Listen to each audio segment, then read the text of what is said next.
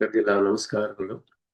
ಶ್ರೀನಿವಾಸ ಇತಿ ಶ್ರೇಷ್ಠದಯಾ ಪಾತ್ರಂ ಗುಣಾನ್ವಿತಃ ಕೌಶಿಕೋನಂತರಂಗಾರ್ಯಶ್ಚಿರಂ ವಿಜೇತಾಂ ಭುವಿ ನ್ಯಸ್ತಾತ್ಮೀಯಭರಂ ವರಪ್ರದಗುರೋ ವೈರಾಗ್ಯ ಭಾಗ್ಯೋರಧೋ ವೇದಾಂತಾಮೃತಸಾರವಂತಮನಘಾತ್ ಶ್ರೀನಿವಾಸಾತ್ ಗುರೋಃ ಶ್ರೀಶೈಲಾನ್ವಯಕೌಸ್ತುಭಸ್ಥಿತಿನಿಯಂ ಶಯೋನಿಧೇ ಶ್ರೀನಿಧೇಃ ವಂದೇ ಸಾಧುಕಟಾಕ್ಷಗೇಣ ನಿಲಯಂ ಶ್ರೀಕೃಷ್ಣಸದ್ದೇಶಿಕಂ ಶ್ರೀವಾಸರಂಗಪರಕಾಲमुनित्रयाप्तलक्ष्मात्मरक्षणेति त्वयगागमान्तम् आचार्यभक्तिपरिपूतमनर्घशीलं गोपालदेशमुनिं गुरुमाश्रयामः। नारायणाख्येतिराजपदाब्जभृङ्गश्रीवासयोगिगुरुणार्पितभाषे भक्त्यादिपूर्णवरदारिकृपात्तचिह्नं श्रीनिवासमुनिवर्यमहं प्रपद्ये। श्रीनारायणयोगीन्द्रवरदारिकृपाश्रयं रङ्गेशपादविनुतं श्रीनिवासमुनिं भजे। श्रीमान् वेङ्कटनाथार्य कवितार्क्य केसरी वेदान्ताचार्यवर्यो मे सन्निधत्तां सदा हृदि यो नित्यमच्युतपदाम्बुजयुग्मरुक्मं व्यामोहतस्तरितराणि तनाय मेने अस्मद्गुरोर्भगवतोऽस्य देकसिन्धो रामानुजस्य चरणौ शरणं प्रपद्ये।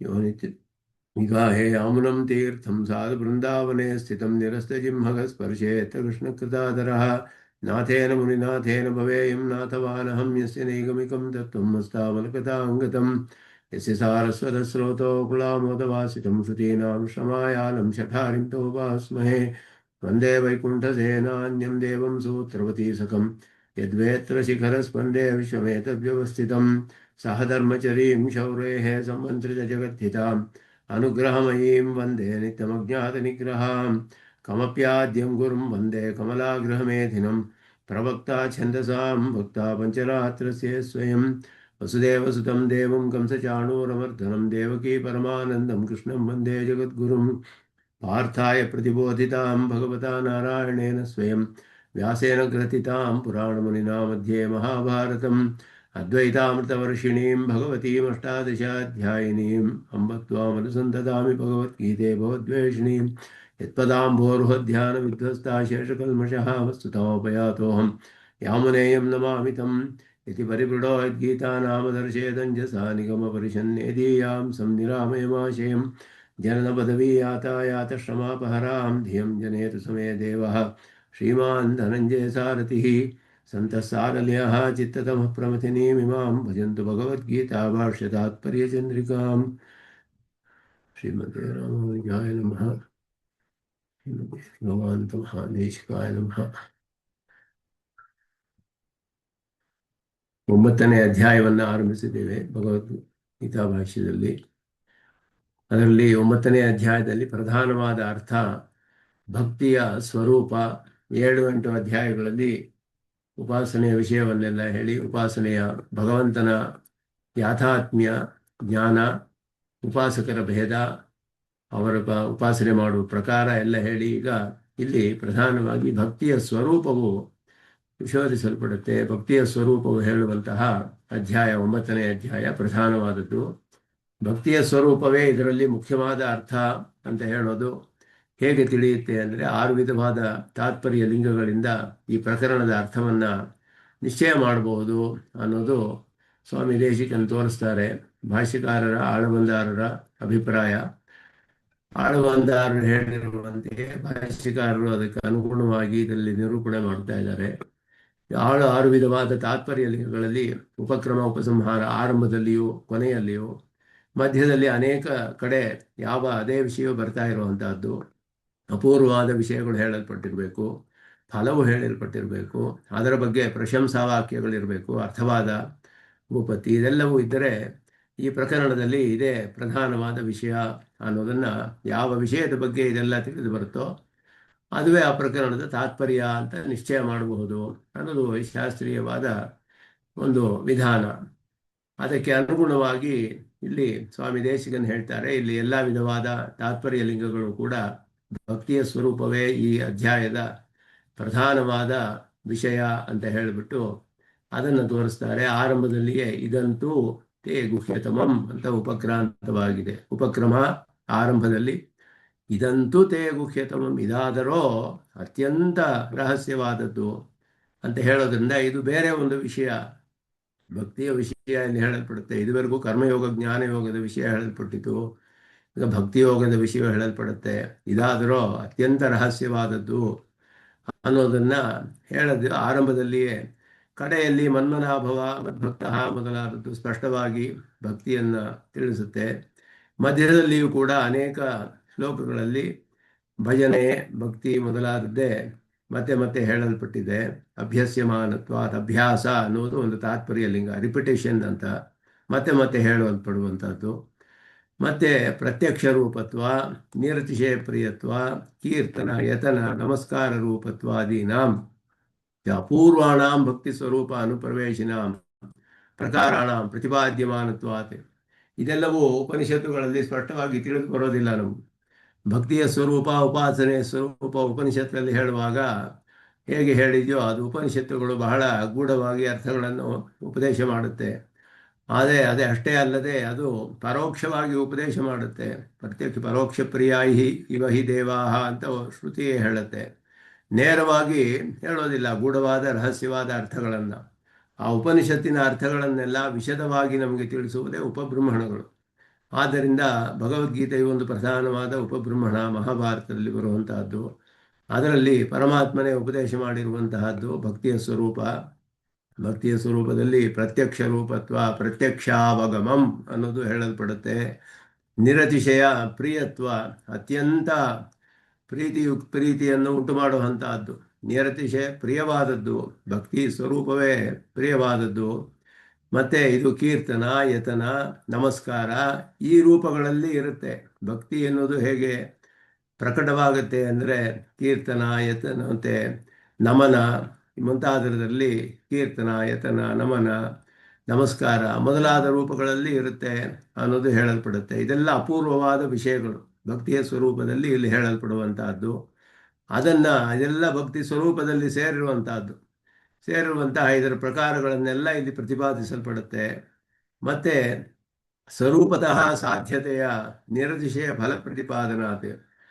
ಸ್ವರೂಪವೇ ಅದು ಭಕ್ತಿ ಸ್ವರೂಪವೇ ಸಾಧ್ಯವಾಗುವಂತಹದ್ದು, ನಿರತಿಶಯ ಫಲವನ್ನು ಉಂಟು ಮಾಡುವಂತಹದ್ದು. ಆದ್ದರಿಂದ ನಿರತಿಶಯ ಫಲ ಪ್ರತಿಪಾದನಾತ್.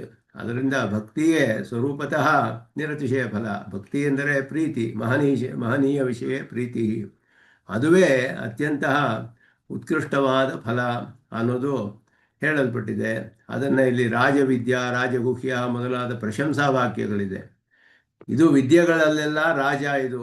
ಮತ್ತೆ ಅತ್ಯಂತ ರಹಸ್ಯವಾದವುಗಳಲ್ಲೆಲ್ಲ ಶ್ರೇಷ್ಠವಾದದ್ದು, ಉತ್ತಮವಾದದ್ದು. ರಾಜವಿದ್ಯಾ, ರಾಜಗುಹ್ಯ ಮೊದಲದೆಲ್ಲ ಪ್ರಶಂಸಾ ವಾಕ್ಯಗಳು. ಈ ರೀತಿ ಅರ್ಥವಾದ ಅಂತ ಅದಕ್ಕೆ ಹೆಸರು. ಇದೆಲ್ಲವೂ ಕೂಡ ಉಪಕ್ರಮ, ಉಪಸಂಹಾರಾದಿ ತಾತ್ಪರ್ಯ ಲಿಂಗೈಹಿ. ಷಡ್ವಿಧ ತಾತ್ಪರ್ಯ ಲಿಂಗಗಳು ಭಕ್ತಿ ಸ್ವರೂಪ ನಿಷ್ಕರ್ಷೆ ಅಧ್ಯಾಯಸ್ಯ ತಾತ್ಪರ್ಯಂ. ಭಕ್ತಿ ಸ್ವರೂಪ ಅನ್ನುವುದರಲ್ಲಿ ಇದನ್ನೇ ನಿಷ್ಕರ್ಷೆ ಮಾಡುವುದಕ್ಕೆ ಅಧ್ಯಾಯದ ತಾತ್ಪರ್ಯವು ಭಕ್ತಿ ಸ್ವರೂಪವೇ ಅಂತ ನಿಷ್ಕರ್ಷೆ ಮಾಡುವುದರಲ್ಲಿ ಇದೆಲ್ಲ ತಾತ್ಪರ್ಯ ಲಿಂಗಗಳು, ಚಿಹ್ನೆಗಳೆಲ್ಲ ಸ್ಪಷ್ಟವಾಗಿ ಈ ಲಕ್ಷಣಗಳು ತಿಳಿಸಲ್ಪಡುತ್ತೆ. ತದನ್ವಿತತೆಯ ಅನ್ಯದತ್ರ ಉಚ್ಯತೆ. ಮಿಕ್ಕಿದ ವಿಷಯಗಳು ಬರುತ್ತೆ, ಕೆಲವು ವಿಷಯಗಳು. ಇದೆಲ್ಲ ಈ ಭಕ್ತಿ ಸ್ವರೂಪಕ್ಕೆ ಅನ್ವಿತವಾಗಿ ಬರುವಂತಹ ವಿಷಯಗಳು. ಅದಕ್ಕೆ ಅನ್ವಯಿಸುವ ಕೆಲವು ಇತರ ವಿಷಯಗಳು ಕೂಡ ಇಲ್ಲಿ ಹೇಳಲ್ಪಟ್ಟಿದೆ. ಪ್ರಧಾನವಾಗಿ ಹೇಳಲ್ಪಡುವುದು ಭಕ್ತಿಯ ಸ್ವರೂಪವೇ ಅನ್ನೋದು ತಿಳಿಯುತ್ತೆ. ಇದಂತೂ ತೇ ಇತ್ಯತ್ರ ವಕ್ಷ್ಯಮಾಣಮೇವ ಬುದ್ಧಿಸ್ಥತೆಯ ಇದಮಿತಿ ನಿರ್ದಿಷ್ಟಂ. ಯಾವುದು ಹೇಳಲ್ಪಡುತ್ತೋ ಅದು ಇದಂ ಅಂತ ಹೇಳುವಂತಹದ್ದು. ಅಂದರೆ ಯಾವುದು ಅಂದರೆ ಭಕ್ತಿಯ ಸ್ವರೂಪ. ಇದಂತೂ ತೇ, ಇದಂ ಅಂತ ಹೇಳಿರೋದು ಯಾವುದು ಅಂತ ಹೇಳಿದ್ರೆ, ಯಾವುದನ್ನು ಮನಸ್ಸಿನಲ್ಲಿ ಇಟ್ಟುಕೊಂಡು ಉಪದೇಶವನ್ನು ಆರಂಭಿಸ್ತಾ ಇದ್ದನೋ ಪರಮಾತ್ಮನಾದ ಶ್ರೀಕೃಷ್ಣನು, ಅದು ಇದಂ ಅಂತ ಹೇಳಲ್ಪಟ್ಟಿದೆ. ಏಷತು ವಾ ಅತಿವದತಿ ಇತಿ ಪ್ರಾಣವಿದಪೇಕ್ಷೆಯ ಸತ್ಯವಿದ ಅಧಿಕತ್ವವತ್. ಪ್ರಾಣಾತಿವಾದಿ ಅಂತ ಹೇಳಲ್ಪಟ್ಟವನು ಜೀವಾತ್ಮನನ್ನ ಸ್ವರೂಪವನ್ನು ತಿಳಿಯುವಂತಹವನು. ಅದಕ್ಕಿಂತ ಸತ್ಯಸ್ವರೂಪನಾದ ಪರಮಾತ್ಮನನ್ನು ತಿಳಿದುಕೊಳ್ಳುವವನು ಅಧಿಕವಾದವನು. ಏಷತು ವಾ ಅತಿವದತಿ ಯಹ ಸತ್ಯೇನ ಅತಿವದತಿ ಅಂತ ಹೇಳಿ ಸತ್ಯಸ್ವರೂಪನಾದ ಪರಮಾತ್ಮನನ್ನ ಉಪಾಸನೆ ಮಾಡುವುದೇ ಅತ್ಯಂತ ಶ್ರೇಷ್ಠವಾದದ್ದು ಅಂತ ಯಾರು ಹೇಳ್ತಾನೋ ಅವನು ತಾನೇ ನಿಜವಾದ ಅತಿವಾದಿ ಅಂತ ಹೇಳಲ್ಪಡ್ತಾನೆ. ಅಂದರೆ ತಾನು ಉಪಾಸನೆ ಮಾಡುವ ಉಪಾಸ್ಯವಾದದ್ದೇ ಯಾವುದನ್ನು ಉಪಾಸನೆ ಮಾಡ್ತಾನೋ ಅದುವೇ ಅತ್ಯುತ್ಕೃಷ್ಟವಾದದ್ದು ಅಂತ ಯಾರು ಹೇಳ್ತಾರೋ ಅದು ಅತಿವಾದ ಅಂತ ಹೇಳಲ್ಪಡುತ್ತೆ. ಯಾರು ಅದರ ಅತಿವಾದಿಗಳಲ್ಲೆಲ್ಲ ಅತ್ಯಂತ ಶ್ರೇಷ್ಠವಾದ ಅತಿವಾದಿ ಯಾರು ಅಂದರೆ ಸತ್ಯಸ್ವರೂಪನಾದ ಪರಮಾತ್ಮನೇ ಉಪಾಸ್ಯ ಅಂತ ಯಾರು ಹೇಳ್ತಾನೋ ಅವನೇ ನಿಜವಾದ ಅತಿವಾದಿ ಅಂತ ಹೇಳಿ ಸನತ್ಕುಮಾರರು ನಾರದರಿಗೆ ಉಪದೇಶ ಮಾಡುವಂತಹದ್ದು ಛಾಂದೋಗ್ಯ ಉಪನಿಷತ್ತಿನಲ್ಲಿ. ಅದರಿಂದ ಅದರಂತೆಯೇ ಇಲ್ಲಿ ತು ಅನ್ನುವ ಶಬ್ದವು ಇದಂತೂ ತೇ ಗುಹ್ಯತಮಂ, ಆ ತು ಶಬ್ದವೇ ಮಿಕ್ಕಿದ್ದೆಲ್ಲ ವ್ಯಾವೃತ್ತಿ ಮಾಡುತ್ತೆ. ಕರ್ಮಯೋಗ ಜ್ಞಾನಯೋಗಾಭ್ಯಾಮಪಿ ಅಸ್ಯ ಆಧಿಕ್ಯಂ ವಿವಕ್ಷಿತಂ. ಇದುವರೆಗೂ ಉಪದೇಶ ಮಾಡಿದ್ದೆಲ್ಲ ಅದಕ್ಕಿಂತ ಇದಾದರೋ ಅತ್ಯಂತ ಶ್ರೇಷ್ಠವಾದದ್ದು ಅಂತ ಇಲ್ಲಿ ತಿಳಿಸುತ್ತೆ ಆ ಶಬ್ದವೇ. ತಯೋರ್ಹಿ ಗುಹ್ಯತ್ವಂ ಗುಹ್ಯತರತ್ವಂಚ, ಅದು ಕೂಡ ರಹಸ್ಯವಾದದ್ದೇ. ಒಂದು ರಹಸ್ಯತರ, ಇದು ರಹಸ್ಯತಮವಾದದ್ದು, ಅತ್ಯಂತ ರಹಸ್ಯವಾದದ್ದು. ಇದಂತೂ ಗುಹ್ಯತಮಂ, ಗುಹ್ಯತ್ವಂ ಗುಹ್ಯತರತ್ವಂ ಗುಹ್ಯತಮತ್ವಂ ಅಂತ ಹೇಳಿ ಇದು ಅತ್ಯಂತ ಗುಹ್ಯವಾದದ್ದು, ರಹಸ್ಯವಾದದ್ದು ಅಂತ ಹೇಳಲ್ಪಡುತ್ತೆ. ಇದಂಚ ಶುಶ್ರೂಷ ಅತಿಶಯ ಉತ್ಥಾಪನಾರ್ಥಂ. ಯಾಕೆ ಹೀಗೆ ಕೃಷ್ಣನು ಅದನ್ನು ಮೊದಲು ಇದಂತುತೇ ಗುಹ್ಯತಮಂ ಹೇಳ್ತೀನಿ, ಬಹಳ ರಹಸ್ಯವಾದ ಜ್ಞಾನವಪ್ಪ ಇದು, ನಿನಗೆ ಉಪದೇಶ ಮಾಡ್ತಾ ಇದ್ದೀನಿ. ಯಾಕೆ ಅಂತ ಹೇಳಿದ್ರೆ ಶುಶ್ರೂಷ ಅತಿಶಯ ಉತ್ಥಾಪನಾರ್ಥಂ ಶ್ರೋತುಮಿಚ್ಛ. ಅವನಿಗೆ ಅದನ್ನು ಇದಾದರೂ ಬಹಳ ರಹಸ್ಯವಾದದ್ದು ಅಂದರೆ ತಕ್ಷಣ ಅವನಿಗೆ ಇನ್ನೊಂದು ಸ್ವಲ್ಪ ಜಾಗರೂಕವಾಗಿ ಅವನು ಚೆನ್ನಾಗಿ ಅದರಲ್ಲಿಯೇ ಮನಸ್ಸಿಟ್ಟು ಅದನ್ನು ಕೇಳಬೇಕು ಅನ್ನುವ ಬುದ್ಧಿ ಬರಬೇಕು ಅವನಿಗೆ. ಯಾರು ಕೇಳ್ತಾ ಇದ್ದಾನೋ ಉಪದೇಶವನ್ನು ಅರ್ಜುನನ್ನ, ಅವನಿಗೆ ಅತಿಶಯವಾದ ಶುಶ್ರೂಷೆ ಉಂಟಾಗಬೇಕು ಅವನಿಗೆ. ಆ ರೀತಿಯಲ್ಲಿ ಇದನ್ನು ಪ್ರಶಂಸೆ ಮಾಡ್ತೀಯಾನೆ ಕೃಷ್ಣ. ಇವಾಗ ಹೇಳ್ತೀನಿ ಕೇಳಪ್ಪ, ಇದು ಎಲ್ಲದಕ್ಕಿಂತಲೂ ಅತ್ಯಂತ ಶ್ರೇಷ್ಠವಾದದ್ದು, ಅತ್ಯಂತ ರಹಸ್ಯವಾದದ್ದು ಅಂತ ಹೇಳಿದ್ರೆ, ಬಹಳ ರಹಸ್ಯವಾದ ಒಂದು ವಿಷಯ ಹೇಳ್ತೀನಿ ಅಂದರೆ ಎಲ್ಲ ತಕ್ಷಣ ಓಡಿ ಬರ್ತಾರೆ, ಏನದು ಅಂತ ಕೇಳ್ತಾರಲ್ಲ. ಶುಶ್ರೂಷ ಅತಿಶಯವಾದದ್ದು, ಅತಿಶಯವನ್ನು ತಿಳಿಸುತ್ತೆ. ಅದು ಕೇಳಬೇಕು ಅನ್ನುವ ಇಚ್ಛೆ ಅತ್ಯಧಿಕವಾಗುತ್ತೆ. ಆವಾಗ ಬಹಳ ರಹಸ್ಯವಾದದ್ದು, ತುಂಬ ಗುಡ್ಡಾದದ್ದು ಅಂತ ಹೇಳಿದ್ರೆ ತಕ್ಷಣ ಕೇಳಬೇಕು ಅನ್ನೋ ಆಸೆ ಬರುತ್ತೆ. ಆದ್ದರಿಂದ ಈ ರೀತಿ ಹೇಳ್ತಾ ಇದ್ದಾನೆ. ಅಷ್ಟೇ ಅಲ್ಲ, ಗೋಪನಾಧಿಕ್ಯ ಶಿಕ್ಷಣಾರ್ಥಂಚ ಉಕ್ತಂ. ಇದು ಅಷ್ಟೇ, ಇದನ್ನು ರಕ್ಷಣೆ ಮಾಡಬೇಕು, ಅಷ್ಟೇ ಜಾಗರೂಕವಾಗಿ ರಕ್ಷಣೆ ಮಾಡಬೇಕು. ಬಹಳ ರಹಸ್ಯವಾದದ್ದರಿಂದ ಇದು ಎಲ್ಲರಿಗೂ ಹೋಗಿ ಹೇಳುವಂಥದ್ದಲ್ಲ, ಇದು ಗುಟ್ಟಾಗಿ ಇಡಬೇಕು ಅಂತ ಹೇಳಿದ್ರೆ ಬಹಳ ರಹಸ್ಯವಾದದ್ದು ಅಂತ ಹೇಳಿದ್ರೆ ಇದನ್ನು ಕೇಳುವುದಕ್ಕೆ ಅತ್ಯಧಿಕವಾದ ಆಸಕ್ತಿ ಉಂಟಾಗಬೇಕು. ಅದೇ ಸಮಯದಲ್ಲಿ ಇದನ್ನು ಬಹಳ ಜಾಗರೂಕವಾಗಿ ರಕ್ಷಣೆ ಮಾಡಬೇಕು. ಎರಡೂ ಅರ್ಥಗಳು ಕೂಡ ತಿಳಿಸಲು ಇಲ್ಲಿ ಇದಂತುದೇ ಗುಹ್ಯತಮಂ ಅಂತ ಕೃಷ್ಣನು ಆರಂಭಿಸ್ತಾ ಇರೋದು.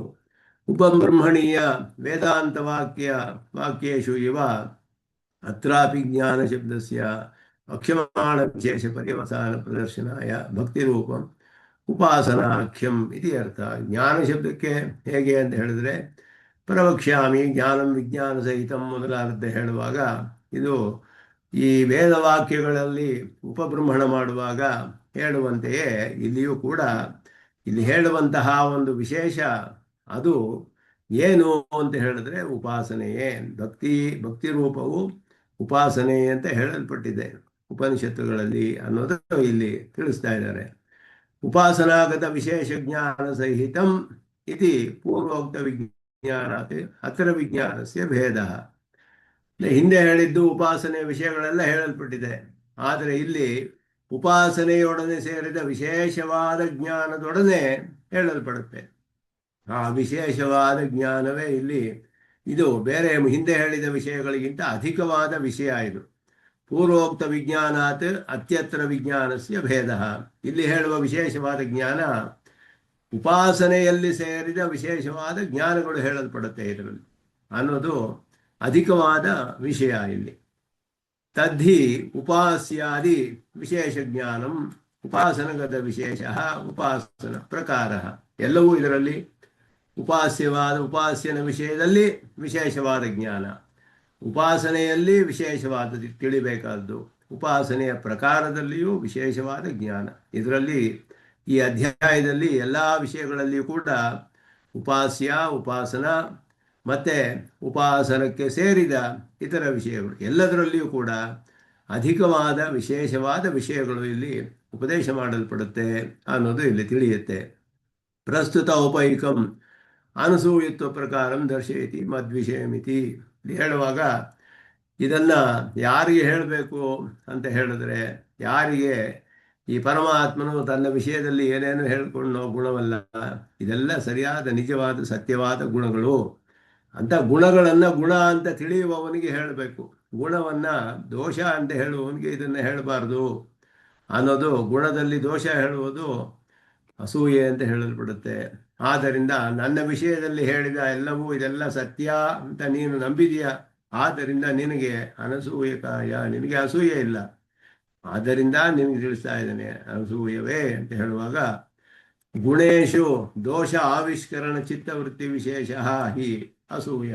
ಗುಣದಲ್ಲಿಯೇ ದೋಷವನ್ನು ನೋಡುವುದು, ಗುಣದಲ್ಲಿ ಗುಣವನ್ನು ದೋಷವನ್ನಾಗಿ ಎಣಿಸಿ ಇದೆಲ್ಲ ದೋಷ ಅಂತ ಯಾರು ಹೇಳ್ತಾರೋ ಅದು ಅಸೂಯೆ ಅಂತ ಅರ್ಥ. ಗುಣವನ್ನು ಗುಣವಾಗಿ ಹೇಳಬೇಕು, ಅದುವೇ ಸರಿಯಾದದ್ದು ಅಂತ ಹೇಳಿ, ತದ್ವಿಪರ್ಯೇಶ ಗುಣೇಶು ಗುಣ ಅಧ್ಯವಸಾಯ ಏವ.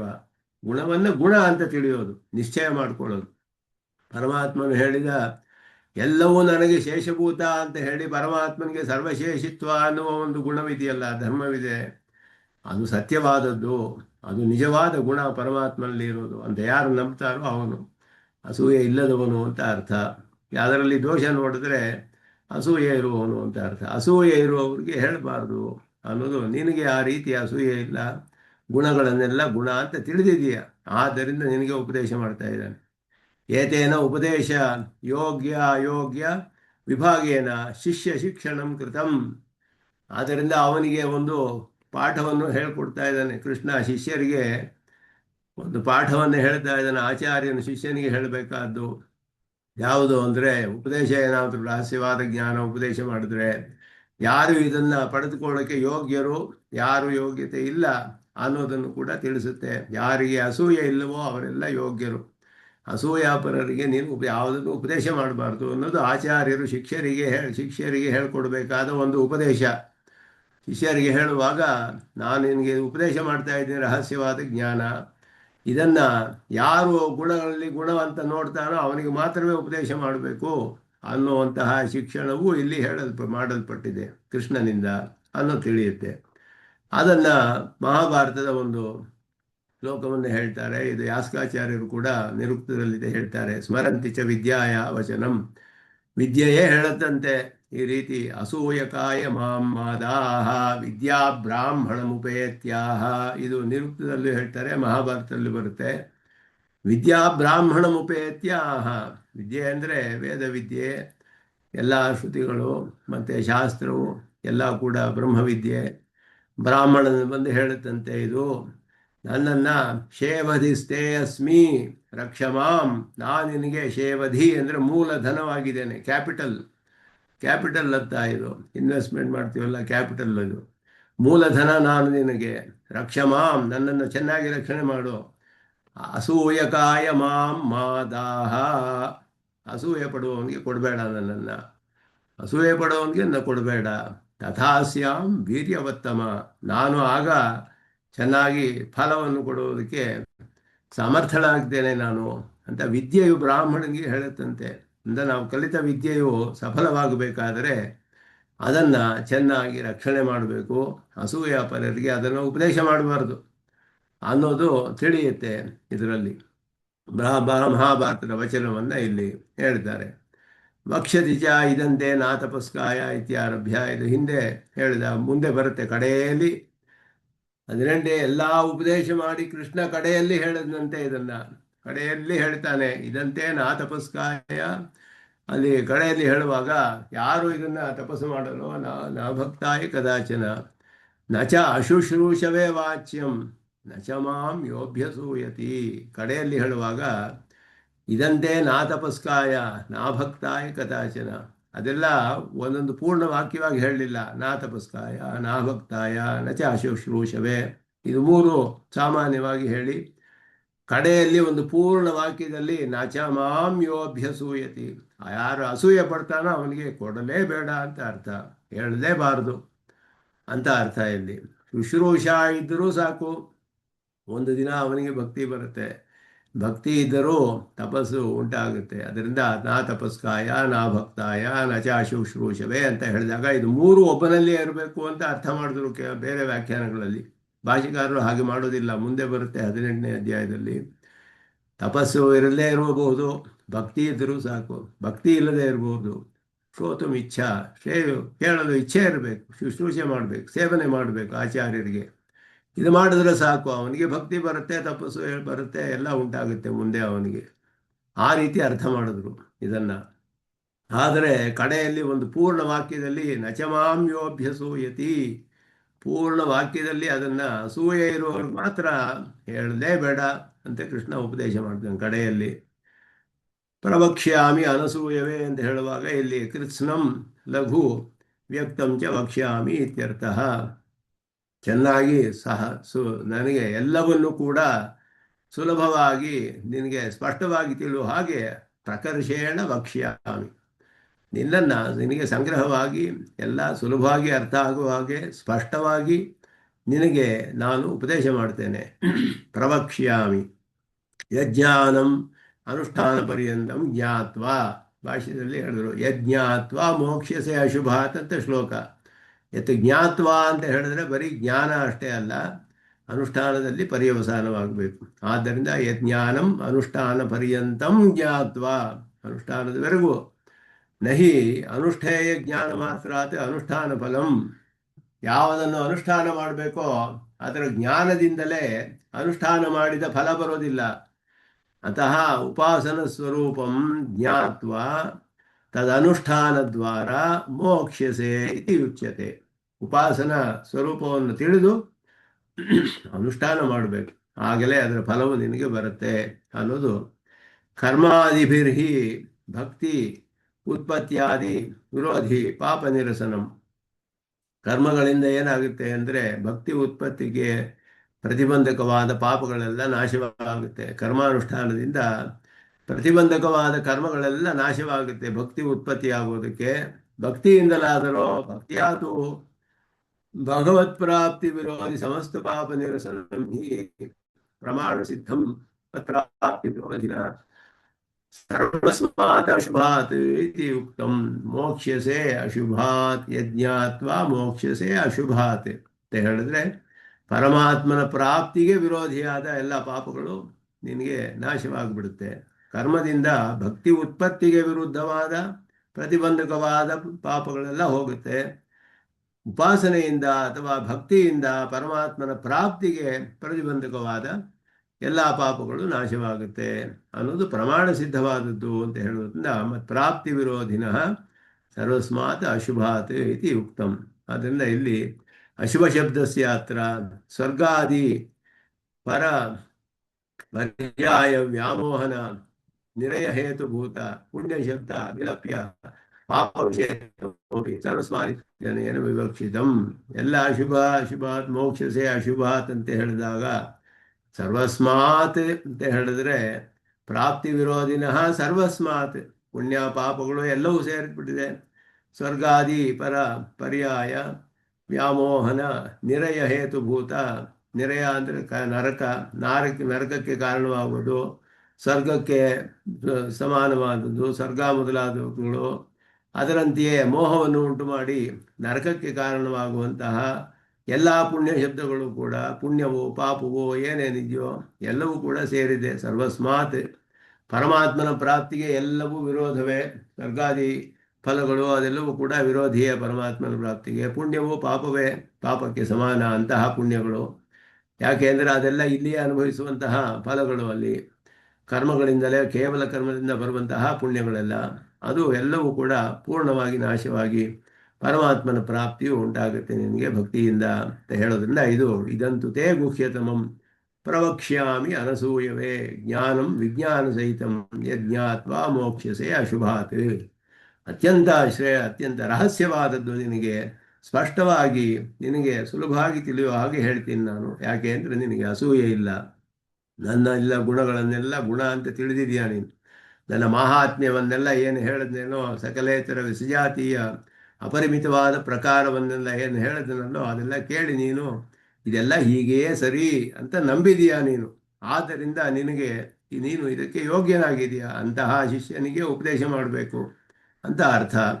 ಅದನ್ನು ವಿಜ್ಞಾನ ಸಹಿತಂ, ವಿಶೇಷವಾದ ಜ್ಞಾನದೊಡನೆ, ಉಪಾಸನೆಯ ವಿಷಯದಲ್ಲಿಯೂ ಉಪಾಸ್ಯ ವಿಷಯದಲ್ಲಿಯೂ ಉಪಾಸನೆಯಕ್ಕೆ ಸೇರಿದ ಮಿಕ್ಕ ವಿಷಯಗಳಲ್ಲಿಯೂ ಕೂಡ ವಿಶೇಷವಾದ ಜ್ಞಾನದೊಡನೆ ನೀನು ನಾನು ಒಂದು ಉಪದೇಶ ಮಾಡ್ತೇನೆ, ಅದನ್ನು ಅನುಷ್ಠಾನ ಪರ್ಯಂತವಾಗಿ ನೀನು ತಿಳಿದು ನನ್ನ ಪ್ರಾಪ್ತಿಗೆ ವಿರೋಧಿಯಾದ ಎಲ್ಲ ಪಾಪಗಳನ್ನು ನಾಶಪಡಿಸ್ಕೊಳ್ತೀಯ ಅನ್ನೋದನ್ನು ಇಲ್ಲಿ ಹೇಳಿ ಕೃಷ್ಣನು ಮುಂದೆ ಅದರ ಪ್ರಶಂಸೆಯನ್ನು ಮಾಡ್ತಾನೀಗ. ಭಕ್ತಿಯೋಗದ ಪ್ರಶಂಸೆ. ರಾಜವಿದ್ಯಾ ರಾಜಗುಹ್ಯಂ ಪವಿತ್ರಮಿದಮುತ್ತಮಂ ಪ್ರತ್ಯಕ್ಷಾವಗಮಂ ಧರ್ಮ್ಯಂ ಸುಸುಖಂ ಕರ್ತುಮವ್ಯಯಂ. ಎಲ್ಲ ಭಕ್ತಿಗೆ ವಿಶೇಷಣಗಳು. ಭಕ್ತಿಯೋಗಕ್ಕೆ ಭಕ್ತಿ ಅಂತಲೇ ಹೇಳಿದ್ರೆ ಭಕ್ತಿಯೋಗವೇ ಇಲ್ಲಿ ಹೇಳಲ್ಪಡೋದು, ಉಪಾಸನೆಯೇ. ರಾಜವಿದ್ಯಾ ರಾಜಗುಹ್ಯಂ ಅಂತ ಹೇಳಿದ್ರೆ, ರಾಜವಿದ್ಯಾ ಅಂತ ಹೇಳಿದ್ರೆ ಏನು ಅಂದರೆ ವಿದ್ಯೆಗಳಲ್ಲೆಲ್ಲ ರಾಜರಂತೆ ಇರೋದು ಅಂತ ಅರ್ಥ. ಗುಹ್ಯವಾದದ್ದು, ರಹಸ್ಯಗಳಲ್ಲಿ ಶ್ರೇಷ್ಠವಾದದ್ದು. ಪವಿತ್ರವಾದದ್ದು ಅಂದರೆ ಇದರಿಂದ ಒಂದು ಪವಿತ್ರತೆ ಉಂಟು ಮಾಡುತ್ತೆ ಅವನಿಗೆ. ಉತ್ತಮವಾದದ್ದು. ಪ್ರತ್ಯಕ್ಷಾವಗಮಂ, ಪ್ರತ್ಯಕ್ಷವಾಗಿ ತಿಳಿಯೋಕ್ಕೂ ಸಾಧ್ಯ. ಧರ್ಮ್ಯಂ, ಯೋಗವೇ ಪರೀಕ್ಷಾಶಾಸ್ತ್ರ ಅಂತ ಹೇಳಲ್ಪಡುತ್ತೆ. ಯೋಗವು ಪರೀಕ್ಷಾಶಾಸ್ತ್ರ. ಅವರವರು ತಿಳ್ಕೊಳ್ಬಹುದು, ನಾವು ಕರ್ಮಯೋಗ ಮಾಡ್ತಾ ಇದ್ದೀವೋ ಇಲ್ವೋ ಅಂತ ಅವರವ್ರಿಗೆ ತಿಳಿಯುತ್ತೆ. ಹೇಗೆ ಮಾಡ್ತಾ ಇದ್ದೀವಿ ಅನ್ನೋದು ಎಲ್ಲರಿಗೂ ಪ್ರತ್ಯಕ್ಷವಾಗಿ ಅದು ಅನುಭವವಾಗುತ್ತೆ. ಪ್ರತ್ಯಕ್ಷ ಶಾಸ್ತ್ರ ಅಂತ ಹೇಳ್ತಾರೆ ಯೋಗಕ್ಕೆ. ನೇರವಾಗಿ ತಿಳಿಯುತ್ತೆ, ಅದರ ರಿಸಲ್ಟ್ ಎಲ್ಲ ತಿಳ್ಕೊಳ್ಬಹುದು ನಾವೇ, ಏನೇನು ಆಗ್ತಾ ಇದೆ ಅದರ ಪರಿಣಾಮಗಳು ಅಂತ ಹೇಳಿಬಿಟ್ಟು. ಪ್ರತ್ಯಕ್ಷಾವಗಮಂ. ಧರ್ಮ್ಯಂ ಅಂದರೆ ಧರ್ಮ ಮಾರ್ಗದಲ್ಲಿಂದ ಆಚೆ ಇಲ್ಲದೆ ಇರೋದು, ಧರ್ಮ ಮಾರ್ಗದಲ್ಲಿ ಇರೋದು. ಧರ್ಮಾತ್ ಅನಪೇತಂ ಧರ್ಮ್ಯಂ ಅಂತ ಹೇಳೋದು. ಸುಸುಖಂ ಕರ್ತುಂ, ಬಹಳ ಸುಖರೂಪವಾದದ್ದು, ಬಹಳ ಸುಖವಾಗಿ ಇರುತ್ತೆ ಭಕ್ತಿಯೋಗವು. ಅವ್ಯಯಂ, ಎಂದೂ ಕಡಿಮೆ ಆಗೋದಿಲ್ಲ, ಇದು ಎಂದೂ ನಾಶವಾಗೋದಿಲ್ಲ. ಭಕ್ತಿ ಅದುವೇ ಅದ್ಭುತವಾಗಿ. ಅದರ ವಿಷಯ ಹೇಗೆ ಅಂತ ಹೇಳಿದ್ರೆ, ಭಕ್ತಿ ಉತ್ಪನ್ನವಾಗಿ ಅಧಿಕವಾಗಿ ನಿರಂತರವಾಗಿ ಇರುತ್ತೆ. ಮೋಕ್ಷದಲ್ಲಿಯೂ ಭಕ್ತಿಯು ನಿರಂತರವಾಗಿ ಇರುತ್ತೆ. ಎಂದಿಗೂ ಕೂಡ ಅದು ವ್ಯಯವಾಗೋದಿಲ್ಲ. ಭಕ್ತಿ ಅನ್ನೋದು ಸದಾತನ ಯಾವಾಗಲೂ ಇರುವಂತಹದ್ದು. ಇಲ್ಲಿ ಹುಟ್ಟಿ ಮತ್ತೆ ಅಧಿಕವಾಗಿ ಬೆಳೆದು ಮತ್ತೆ ಅತ್ಯಧಿಕವಾಗಿ ನಿರತಿಶಯವಾಗಿ ಪ್ರೀತಿಯಾಗಿ ಅನಂತ ಕಾಲ ಹಾಗೆಯೇ ಇರುತ್ತೆ. ಅದು ಹಾಗೆಯೇ ಭಕ್ತಿ ಎಂದೂ ಕೂಡ ಅದು ಹೋಗೋದಿಲ್ಲ. ಮೋಕ್ಷದಲ್ಲಿಯೂ ಭಕ್ತಿ ಮುಂದುವರಿಯುತ್ತೆ, ಎಂದೂ ನಾಶವಾಗುವುದಿಲ್ಲ. ಅಲ್ಲಿಯೂ ಕೂಡ ಪ್ರೀತಿ, ಭಕ್ತಿ, ಮಹನೀಯ ವಿಷಯ ಪ್ರೀತಿ, ಪರಮಾತ್ಮನ ವಿಷಯದಲ್ಲಿ ಭಕ್ತಿ ಅನ್ನೋದು ಎಂದೆಂದಿಗೂ ಇರುತ್ತೆ. ಅದುವೇ ಅವ್ಯಯಂ ಅನ್ನೋದು ಹೇಳಲ್ಪಡುತ್ತೆ ಇಲ್ಲಿ. ವಿದ್ಯಾನಾಂ ರಾಜ ರಾಜಗುಹ್ಯಂ, ಇದು ವಿವರಿಸ್ತಾರೆ ಭಾಷಿಕಾರರು. ರಾಜ ಅಂತ ಹೇಳಿದ್ರೆ ಯಾಕೆ ಹೇಳಿದೆ, ರಾಜನಿಗೇನು ವಿಶೇಷ, ಅದನ್ನೆಲ್ಲ ವಿವರಿಸ್ತಾರೆ. ರಾಜಗುಹ್ಯಂ, ಗುಹ್ಯಾನಾಂ ರಾಜ, ಎಲ್ಲ ರಾಜನಂತೆ ಅಂತ ಹೇಳಿದ್ರು. ರಾಜ ಅಂದರೆ ಏನು? ರಾಜ್ಞಾಂ ವಿದ್ಯೆ ಇವ ರಾಜವಿದ್ಯಾ ಹಾಗೂ ಹೇಳ್ಬೋದು. ರಾಜರುಗಳ ವಿದ್ಯೆ.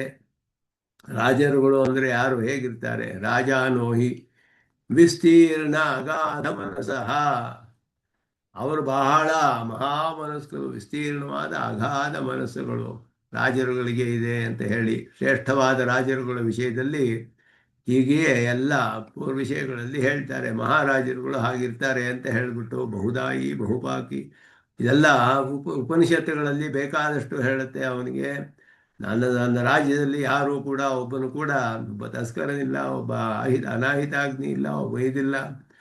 ಹಾಗೆಯೇ ದಶರಥನ ಇದು ಹೇಳುವಾಗ ಅಯೋಧ್ಯೆಯಲ್ಲಿ ಹೇಗಿತ್ತು ಅಂತ ವರ್ಣನೆ ಮಾಡ್ತಾರೆ ವಾಲ್ಮೀಕಿಗಳು. ಕಾಳಿದಾಸನು ವರ್ಣನೆ ಮಾಡ್ತಾನೆ. ರಘುಣಾಂ ಅನ್ವಯಂ ವಕ್ಷ್ಯೆ, ಅವರೆಲ್ಲ ಹೇಗೆ ಸಮುದ್ರ ಇವ ಗಾಂಭೀರ್ಯ ಎಲ್ಲ ಅವರ ಒಬ್ಬೊಬ್ಬರು ರಾಜರುಗಳು ಕೂಡ ಎಂತೆಂತಹ ಧರ್ಮಗಳು, ಎಂತೆಂತಹ ಶ್ರೇಷ್ಠವಾದ ಗುಣಗಳಿತ್ತು ಆ ಮಹಾರಾಜರುಗಳಿಗೆ ರಘುವಂಶದಲ್ಲಿ. ಇದನ್ನೆಲ್ಲ ಎಲ್ಲರೂ ಕೂಡ ವರ್ಣನೆ ಮಾಡ್ತಾರೆ. ಅಂತಹ ಮಹಾರಾಜರುಗಳು ವಿಸ್ತೀರ್ಣ ಅಗಾಧ ಮನಸಃ, ಶ್ರೇಷ್ಠರಾದ ರಾಜರುಗಳು ಹೇಗಿರ್ತಾರೋ ಹಾಗಿರ್ತಾರೆ. ಮಹಾಮನಸಾಮಿಯಂ ವಿದ್ಯಾ ಇತ್ಯರ್ಥ. ಅಂತಹವರ ವಿದ್ಯೆ ಇದು, ಮಹಾಮನಸ್ಕರ ವಿದ್ಯೆ ಇದು ಅನ್ನೋದು ರಾಜವಿದ್ಯಾ ಅಂತ ಹೇಳಲ್ಪಟ್ಟಿದೆ. ಎಲ್ಲರಿಗೂ ಸಾಮಾನ್ಯವಾಗಿ ಎಲ್ಲರಿಗೂ ಸಿಗೋದಿಲ್ಲ. ಮಹಾಮನಸೆಯೇ ಬಹಿ, ಅಂತಹವರೇ ಗೋಪನ ಕುಶಲಾಹ ಇತಿ ತೇಷಾಮೇವ ಗುಹ್ಯಂ. ಆದ್ದರಿಂದ ಅಂತಹವರಿಗೆ ಯಾವುದನ್ನು ರಕ್ಷಣೆ ಮಾಡಬೇಕೋ ಅದನ್ನು ಬಹಳ ಚೆನ್ನಾಗಿ ರಕ್ಷಣೆ ಮಾಡುವರಲ್ಲಿ ಕುಶಲರಾಗಿದ್ದಾರೆ ಅವರು. ಯಾವ ರಕ್ಷಣೆ ಮಾಡಬೇಕೋ ಅದನ್ನು ಚೆನ್ನಾಗಿ ರಕ್ಷಣೆ ಮಾಡ್ತಾರೆ ಮಹಾಮನಸ್ಕರಾದವರು ಅಂತ ಹೇಳಲ್ಪಟ್ಟಿರೋದು. ಆದ್ದರಿಂದ ಅವರಿಗೆ ಇದು ರಹಸ್ಯವಾದದ್ದು, ರಾಜಗುಹ್ಯ ಅಂತ ಹೇಳಲ್ಪಟ್ಟಿರೋದು. ರಾಜಗುಹ್ಯಂ ಇದಂ ಉತ್ತಮಂ ಪವಿತ್ರಂ, ಉತ್ತಮಂ ಪವಿತ್ರಂ ಮತ್ ಪ್ರಾಪ್ತಿ ವಿರೋಧಿ ಅಶೇಷ ಕಲ್ಮಶಾಪಹಂ. ಪವಿತ್ರ ಅಂತ ಹೇಳಿದ್ರೆ ನಮಗೆ ನಮಗೆ ಒಂದು ಪವಿತ್ರತೆಯನ್ನು ಉಂಟು ಮಾಡುತ್ತೆ, ದೋಷವನ್ನೆಲ್ಲ ಹೋಗಿಸುತ್ತೆ. ನಾವು ಹಾಕುವುದು ಪವಿತ್ರವೂ ಹಾಗೆಯೇ, ಕರ್ಮಗಳ ಅನುಷ್ಠಾನ ಮಾಡುವಾಗ ಪವಿತ್ರವನ್ನು ಹಾಕೊಂಡು ಮಾಡ್ತೇವೆ ನಾವು. ಆ ಪವಿತ್ರವು ಒಂದು ಪವಿತ್ರತೆಯನ್ನು ಉಂಟು ಮಾಡುತ್ತೆ. ಪವಿತ್ರ ಹಾಕೊಂಡು ಅಶುದ್ಧವಾದ ಪದಾರ್ಥಗಳನ್ನೆಲ್ಲ ಮುಟ್ಟೋದಿಲ್ಲ, ಮುಟ್ಟಬಾರ್ದು. ಆದ್ದರಿಂದ ಅದು ಒಂದು ಪವಿತ್ರತೆಯನ್ನು ಉಂಟು ಮಾಡುತ್ತೆ ಅವನಿಗೆ. ಆದ್ದರಿಂದ ಅದು ಇಲ್ಲಿ ಪವಿತ್ರ ಅಂತ ಹೇಳಿದ್ರು ಉತ್ತಮವಾದ ಪವಿತ್ರ. ಭಕ್ತಿ ಒಂದು ಉತ್ತಮವಾದ ಪವಿತ್ರ ಅಂದರೆ ಪ್ರಾಪ್ತಿ ವಿರೋಧ ಅಶೇಷ ಕಲ್ಮಶ ಅಪಹಂ, ಎಲ್ಲ ದೋಷಗಳನ್ನು ನಾಶ ಮಾಡುತ್ತೆ. ಪರಮಾತ್ಮನ ಪ್ರಾಪ್ತಿಗೆ ವಿರುದ್ಧವಾದ ಎಲ್ಲ ದೋಷಗಳನ್ನು ನಾಶ ಮಾಡುವಂಥ ಅಂತಹ ಒಂದು ಪವಿತ್ರತೆಯನ್ನು ಉಂಟು ಮಾಡುವಂತಹದ್ದು. ಪ್ರತ್ಯಕ್ಷ ಅವಗಮಂ ಅವಗಮ್ಯತೆ ಇತಿ ಅವಗಮೋ ವಿಷಯ, ಅಂದರೆ ಚೆನ್ನಾಗಿ ತಿಳಿಯುವಂತಹದ್ದು ಅಂತ ಅರ್ಥ. ಪ್ರತ್ಯಕ್ಷಭೂತಃ ಅವಗಮಃ ವಿಷಯ ಯಸ್ಯ ಜ್ಞಾನಸ್ಯ ತತ್ ಪ್ರತ್ಯಕ್ಷ ಅವಗಮಂ. ಯಾವ ಜ್ಞಾನದ ವಿಷಯವೂ ಪ್ರತ್ಯಕ್ಷವಾಗಿ ತಿಳಿಯಲ್ಪಡುತ್ತೋ ಅದು ಅಂತ ಅರ್ಥ.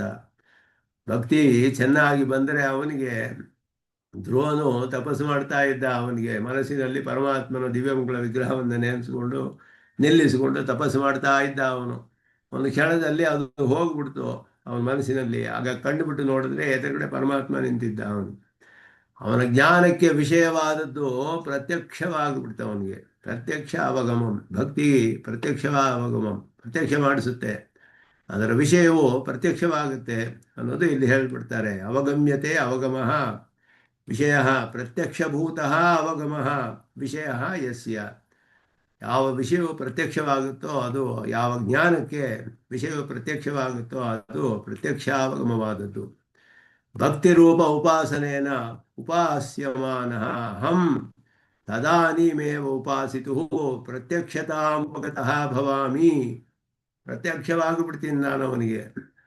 ಭಕ್ತಿ ರೂಪದಿಂದ ಉಪಾಸನೆ ಮಾಡುವಾಗ, ಉಪಾಸನೆ ಮಾಡ್ತಾರಲ್ಲ ಯಾರು ಅವರು, ಉಪಾಸ್ಯಮಾನಃ ಅಹಂ, ಉಪಾಸನೆ ಮಾಡುವಂತಹ ಉಪಾಸ್ಯನಾದ ನಾನು, ಆ ಸಮಯದಲ್ಲಿಯೇ ಆ ಉಪಾಸನೆ ಮಾಡುವಂತಹ ಉಪಾಸಕನಿಗೆ ಪ್ರತ್ಯಕ್ಷತಾಂ ಉಪಗತಃ ಭವಾಮಿ, ಪ್ರತ್ಯಕ್ಷವಾಗ್ತೀನಿ ನಾನೇ ಅವನಿಗೆ.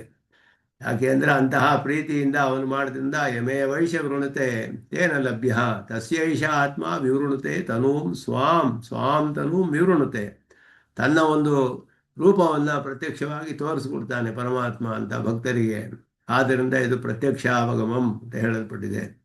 ಹಾಗಿದ್ರೂ ಅಥಾಪಿ ಧರ್ಮ್ಯಂ ಧರ್ಮಾತ್ ಅನಪೇತಂ, ಧರ್ಮಗಿಂತ ದೂರ ಹೋಗಿಲ್ಲ, ಧರ್ಮದ ಮಾರ್ಗದಲ್ಲಿದೆ ಅಂತ ಅರ್ಥ. ಧರ್ಮತ್ವ ಅಂತ ಹೇಳಿದ್ರೆ, ಧರ್ಮ ಅಂದರೆ ಏನು, ಧರ್ಮದ ಪೂರ್ಣವಾದ ಅರ್ಥ ಏನು ಅಂದರೆ ನಿಶ್ರೇಯಸ ಸಾಧನಂ ಸಾಧನತ್ವಂ. ಧರ್ಮ ಅಂದರೆ ಅದುವೇ ಪರಮಧರ್ಮ ಅಂತ ಹೇಳೋದು, ಪರಮ ಪುರುಷಾರ್ಥ, ಮೋಕ್ಷಕ್ಕೆ ಸಾಧನವಾಗುವುದೇ ಧರ್ಮ. ಅದರ ಪೂರ್ಣವಾದ ಅರ್ಥ ಅದುವೇ. ಧರ್ಮ ಅನ್ನೋದು 4 ವಿಧವಾದ ಪುರುಷಾರ್ಥಗಳು ಧರ್ಮವೇ. ವೇದೋಕಿಲೋ ಧರ್ಮ ಮೂಲಂ ಅಂತ ಬಸವಣ್ಣವರು ಹೇಳಿದ್ರು. ವೇದವೆಲ್ಲ ಗೌತಮರು ಹೇಳಿದ್ರು, ವೇದೋಕಿಲೋ ಧರ್ಮ ಮೂಲಂ ತದ್ವಿಧ ಅಂಚ ಸ್ಮೃತಿಶೀಲೆ. ವೇದವೆಲ್ಲ ಧರ್ಮವೇ ಅಂತ ಗೌತಮ ಧರ್ಮ ಸೂತ್ರದಲ್ಲಿ ಹೇಳ್ತಾರೆ ಅವರು. ವೇದವೆಲ್ಲವೂ ಧರ್ಮವೇ, ವೇದದಲ್ಲಿ ಹೇಳಿರೋದೆಲ್ಲ ಚೋದನಾ ಲಕ್ಷಣವತ್ತೋ ಧರ್ಮ, ಜೈಮಿನಿ ಹೇಳಿದ್ರು. ಧರ್ಮ ಅಂದರೆ ಏನು ಅಂದರೆ ಅಲ್ಲಿ ಹೇಳಿರುವ ಎಲ್ಲ ಪುರುಷಾರ್ಥಗಳಿಗೆ ಸಾಧನವಾದದ್ದು. ವೇದದಲ್ಲಿ ಹೇಳಿರೋದೇನು ಅಂದರೆ ಎಲ್ಲ ಯಜ್ಞಯಾಗಾದಿಗಳು ಕರ್ಮಗಳು ಎಲ್ಲ ಹೇಳಲ್ಪಟ್ಟಿದೆ. ಅದೆಲ್ಲ ಸಾಧನಗಳು. ಏನಕ್ಕೆ ಅಂದರೆ ಫಲಗಳನ್ನು ಪಡೆದುಕೊಳ್ಳೋಕ್ಕೆ ಸಾಧನ. ಅಲ್ಲಿ ಹೇಳಿರುವ ಕರ್ಮಗಳನ್ನು ಅನುಷ್ಠಾನ ಮಾಡಿದ್ರೆ ಆ ಫಲ ಸಿಗುತ್ತೆ. ಆ ಫಲಕ್ಕೆ ಇದು ಸಾಧನವಾಯಿತು. ಅಲ್ಲಿಗೆ means to attain the fruits. ಇದೆಲ್ಲ ಮೀನ್ಸ್. ಅಲ್ಲಿ ಹೇಳಿರೋದೆಲ್ಲ ಧರ್ಮ, ಅದುವೇ ಕರ್ಮ ಧರ್ಮ. ಆ ಧರ್ಮಗಳಲ್ಲಿ ಪ್ರಧಾನವಾದ ಧರ್ಮ ಯಾವುದು, ಅತ್ಯುತ್ತಮವಾದ ಧರ್ಮ, ಅದುವೇ ಧರ್ಮಕ್ಕೆ ಮುಖ್ಯ ಅರ್ಥ, ಪೂರ್ಣವಾದ ಅರ್ಥ ಬರೋದು. ಹೇಗೆ ಅಂದರೆ ನಿಶ್ರೇಯಸವನ್ನು ಸಾಧಿಸುವಂತಹ ಧರ್ಮ. ಯಾವುದು ಮೋಕ್ಷವನ್ನು ಕೊಡುವುದೋ ಆ ಎಲ್ಲ ಕರ್ಮಗಳು, ವೇದದಲ್ಲಿ ಹೇಳುವ ಕರ್ಮಗಳಲ್ಲೆಲ್ಲ ಅತ್ಯುತ್ತಮವಾದ ಧರ್ಮ ಯಾವುದು ಅಂದರೆ ಯಾವುದರಿಂದ ಮೋಕ್ಷ ಬರುತ್ತೋ ಅದುವೇ ಧರ್ಮ ಅಂತ ಹೇಳೋದು. ನಿಶ್ರೇಯಸ ಸಾಧನತ್ವಂ ಸಾ ವಿದ್ಯಾ ಯಾ ವಿಮುಕ್ತಯೇ. ಪ್ರಹ್ಲಾದನು ಹೇಳ್ತಾನೆ ವಿಷ್ಣು ಪುರಾಣದಲ್ಲಿ, ಸಾ ವಿದ್ಯಾ ಯಾ ವಿಮುಕ್ತಯೇ, ಅದುವೇ ವಿದ್ಯೆ, ಮಿಕ್ಕಿದೆಲ್ಲ ಅವಿದ್ಯೆ ಅಂತ ಹೇಳ್ದ ಅವನು. ಮೋಕ್ಷಕ್ಕೆ ಯಾವುದು ಕಾರಣವಾಗುತ್ತೋ ಅದು ವಿದ್ಯೆ, ಮಿಕ್ಕಿದೆಲ್ಲ ಅವಿದ್ಯೆ ಅಂತ ಹೇಳ್ಬಿಟ್ಟು. ತತ್ಕರ್ಮ ಯತ್ ನ ಬಂಧಾಯ.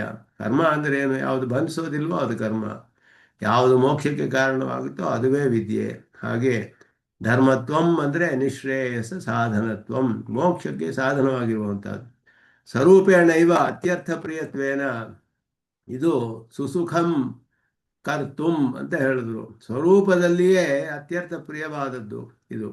ತದಾನಿಮೇವ ಮದ್ದರ್ಶನ ಆಪಾದನತೆಯ ಚ ಸ್ವಯಂ ನಿಶ್ರೇಯಸ ರೂಪಮಪಿ ನಿರತಿಶಯ ನಿಶ್ರೇಯಸ ರೂಪ ಆತ್ಯಂತಿಕಂ ಆತ್ಯಂತಿಕಮತ್ ಪ್ರಾಪ್ತಿ ಸಾಧನಂ ಇತ್ಯರ್ಥಃ.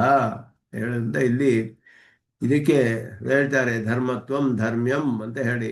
ಧರ್ಮ್ಯಂ ಅನ್ನೋದಕ್ಕೆ ಇದೆಲ್ಲ ವ್ಯಾಖ್ಯಾನ. ಸ್ವರೂಪದಿಂದಲೇ ಅತ್ಯರ್ಥ ಪ್ರಿಯವಾದದ್ದು ಅದು. ಭಕ್ತಿ ಅನ್ನೋದೇ ಬಹಳ ಪ್ರಿಯವಾದದ್ದು, ಬಹಳ ಸುಖವಾಗಿರುತ್ತೆ. ಹಾಗೆಯೇ ಆ ಸಮಯದಲ್ಲಿಯೇ ಮದ್ದರ್ಶನ ಆಪಾದನತೆಯ, ಅವನ ಪರಮಾತ್ಮನ ದರ್ಶನವನ್ನು ಉಂಟು ಮಾಡೋದಕ್ಕೆ ಕಾರಣವಾಗುತ್ತೆ. ಸ್ವಯಂ ನಿಶ್ರೇಯಸ ರೂಪಮಪಿ, ಅದು ಸ್ವತಃ ಮೋಕ್ಷ ರೂಪದಲ್ಲಿಯೇ ಇದೆ. ಅದು ನಿರತಿಶಯ ನಿಶ್ರೇಯಸ ರೂಪ ಆತ್ಯಂತಿಕ ಮತ್ಪ್ರಾಪ್ತಿ ಸಾಧನಂ. ನಿರತಿಶಯವಾದ ನಿಶ್ರೇಯಸ ರೂಪವಾದ ಆತ್ಯಂತಿಕವಾದ ಎಂದೆಂದೂ ಇರುವಂತಹದ್ದು. ಆತ್ಯಂತಿಕ ಅಂದರೆ ಅಂತವಿಲ್ಲದೆ ಇರುವುದು, ಎಂದೆಂದಿಗೂ ಕಡೆಯವರೆಗೂ ಅಂತ ಹೇಳಿದ್ರೆ ಎಂದೆಂದಿಗೂ ನಿರಂತರವಾಗಿ ಇರುವಂತಹ ಮತ್ಪ್ರಾಪ್ತಿ ಸಾಧನಂ, ಪರಮಾತ್ಮನ ಸಾಧನ, ಪರಮಾತ್ಮನನ್ನು ಪಡೆಯುವುದಕ್ಕೆ ಸಾಧನವಾಗುವಂತಹದ್ದು. ಅದುವೇ ಧರ್ಮ್ಯಂ ಅನ್ನೋದಕ್ಕೆ ಧರ್ಮತ್ವ ಅಂದರೆ ಏನು. ಭಕ್ತಿಯ ವಿಷಯದಲ್ಲಿ ಧರ್ಮ ಅಂತ ಹೇಳಿರೋದು ಇಷ್ಟು ವಿಶೇಷಣಗಳು ಇದೆ. ಪರಮಾತ್ಮನನ್ನ ಸಾಕ್ಷಾತ್ಕಾರ ಮಾಡಿಕೊಂಡು ಅವನನ್ನು ಪಡೆದುಕೊಳ್ಳೋದಕ್ಕೆ ಕಾರಣವಾಗುತ್ತೆ ನೇರವಾಗಿ.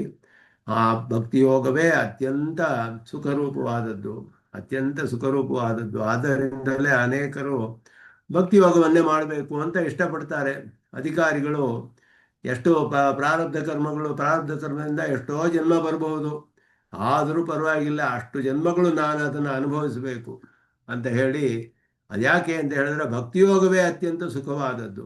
ಆದ್ದರಿಂದ ಅದನ್ನು ಅವರು ಇಷ್ಟಪಡ್ತಾರೆ ಕೆಲವರು. ಆ ಶಕ್ತಿ ಇದ್ದು, ಅಧಿಕಾರವಿದ್ದು, ಜ್ಞಾನವಿದ್ದು ಎಲ್ಲವೂ ಇದ್ದರೆ ಅವರಿಗೆ ಅದುವೇ ಬೇಕು ಅಂತ ಅನ್ನಿಸುತ್ತೆ. ಕೆಲವರಿಗೆ ಇಚ್ಛೆ ಆಗುತ್ತೆ, ಅದನ್ನೇ ಮಾಡ್ತಾರವರು. ಯಾಕೆ ಅಂದರೆ ಆ ಭಕ್ತಿಯೋಗವೇ ಅತ್ಯಂತ ಸುಖರೂಪವಾದದ್ದು. ಅತೇವ ಸುಸುಖಂ ಕರ್ತುಂ, ಸುಸುಖ ಉಪಾದಾನಂ, ಬಹಳ ಮಾಡೋದಕ್ಕೆ, ಸ್ವೀಕಾರ ಮಾಡುವುದಕ್ಕೆ ಬಹಳ ಸುಖವಾಗಿರುತ್ತೆ.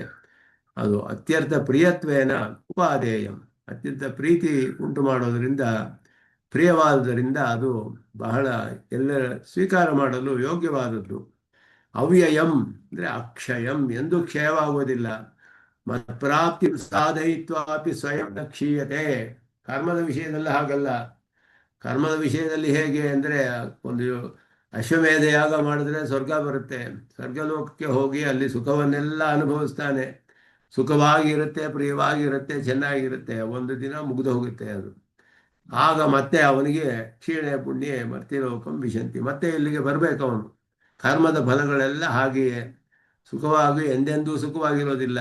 ಆ ಸುಖವೂ ಕೂಡ ಅತ್ಯಂತ ನರಕಕ್ಕೆ ಸಮಾನ ಮೋಕ್ಷಕ್ಕೆ ಹೋಲಿಸಿದ್ರೆ ಅಂತ ಹೇಳಲ್ಪಡುತ್ತೆ. ಆದರೆ ಭಕ್ತಿ ಹಾಗಲ್ಲ, ಎಂದಿಗೂ ಕ್ಷಯವಾಗೋದಿಲ್ಲ. ಅದು ನಿರಂತರವಾಗಿ ಅಧಿಕವಾಗಿಯೇ ಹೋಗ್ತಾ ಇರುತ್ತೆ ಅದು.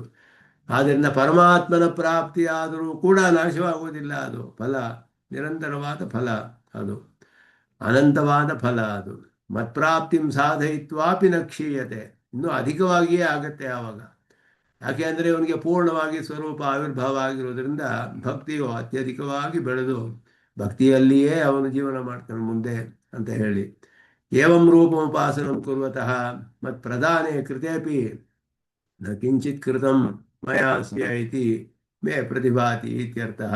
ಈ ರೀತಿಯಾದ ಉಪಾಸನೆ ಮಾಡ್ತಾನಲ್ಲ ಅವನಿಗೆ ನನ್ನನ್ನೇ ಕೊಟ್ಟರೂ ಕೂಡ, ಮತ್ಪ್ರಧಾನೇ ಕೃತೇಪಿ, ನನ್ನನ್ನೇ ನಾನು ಕೊಟ್ಟರೂ ಕೂಡ ಅವನಿಗೆ ಏನು ಮಾಡಲಿಲ್ಲ ನನ್ನಿಂದ ಇವನಿಗೆ ಅನ್ನುವಂತಹ ಒಂದು ನನಗೆ ಅಂತ ಅಭಿಪ್ರಾಯ ಅನಿಸುತ್ತೆ. ನನಗೆ ಏನು ಮಾಡಲಿಲ್ಲ ಇವನಿಗೆ ಅಂತ ಹೇಳಿಬಿಟ್ಟು ಎಂದ ಕಸ್ಮೈಚಿತ್ ಅಂಜಲಿ ಭರೆ ಬಹತೆ ವಿತೀರ್ಯ ಅಸ್ಮೈನ ಕಿಂಚಿದುಚಿತಂ ಇತಿ ನೀನು ತ್ವಂ ಲಜ್ಜಸೆ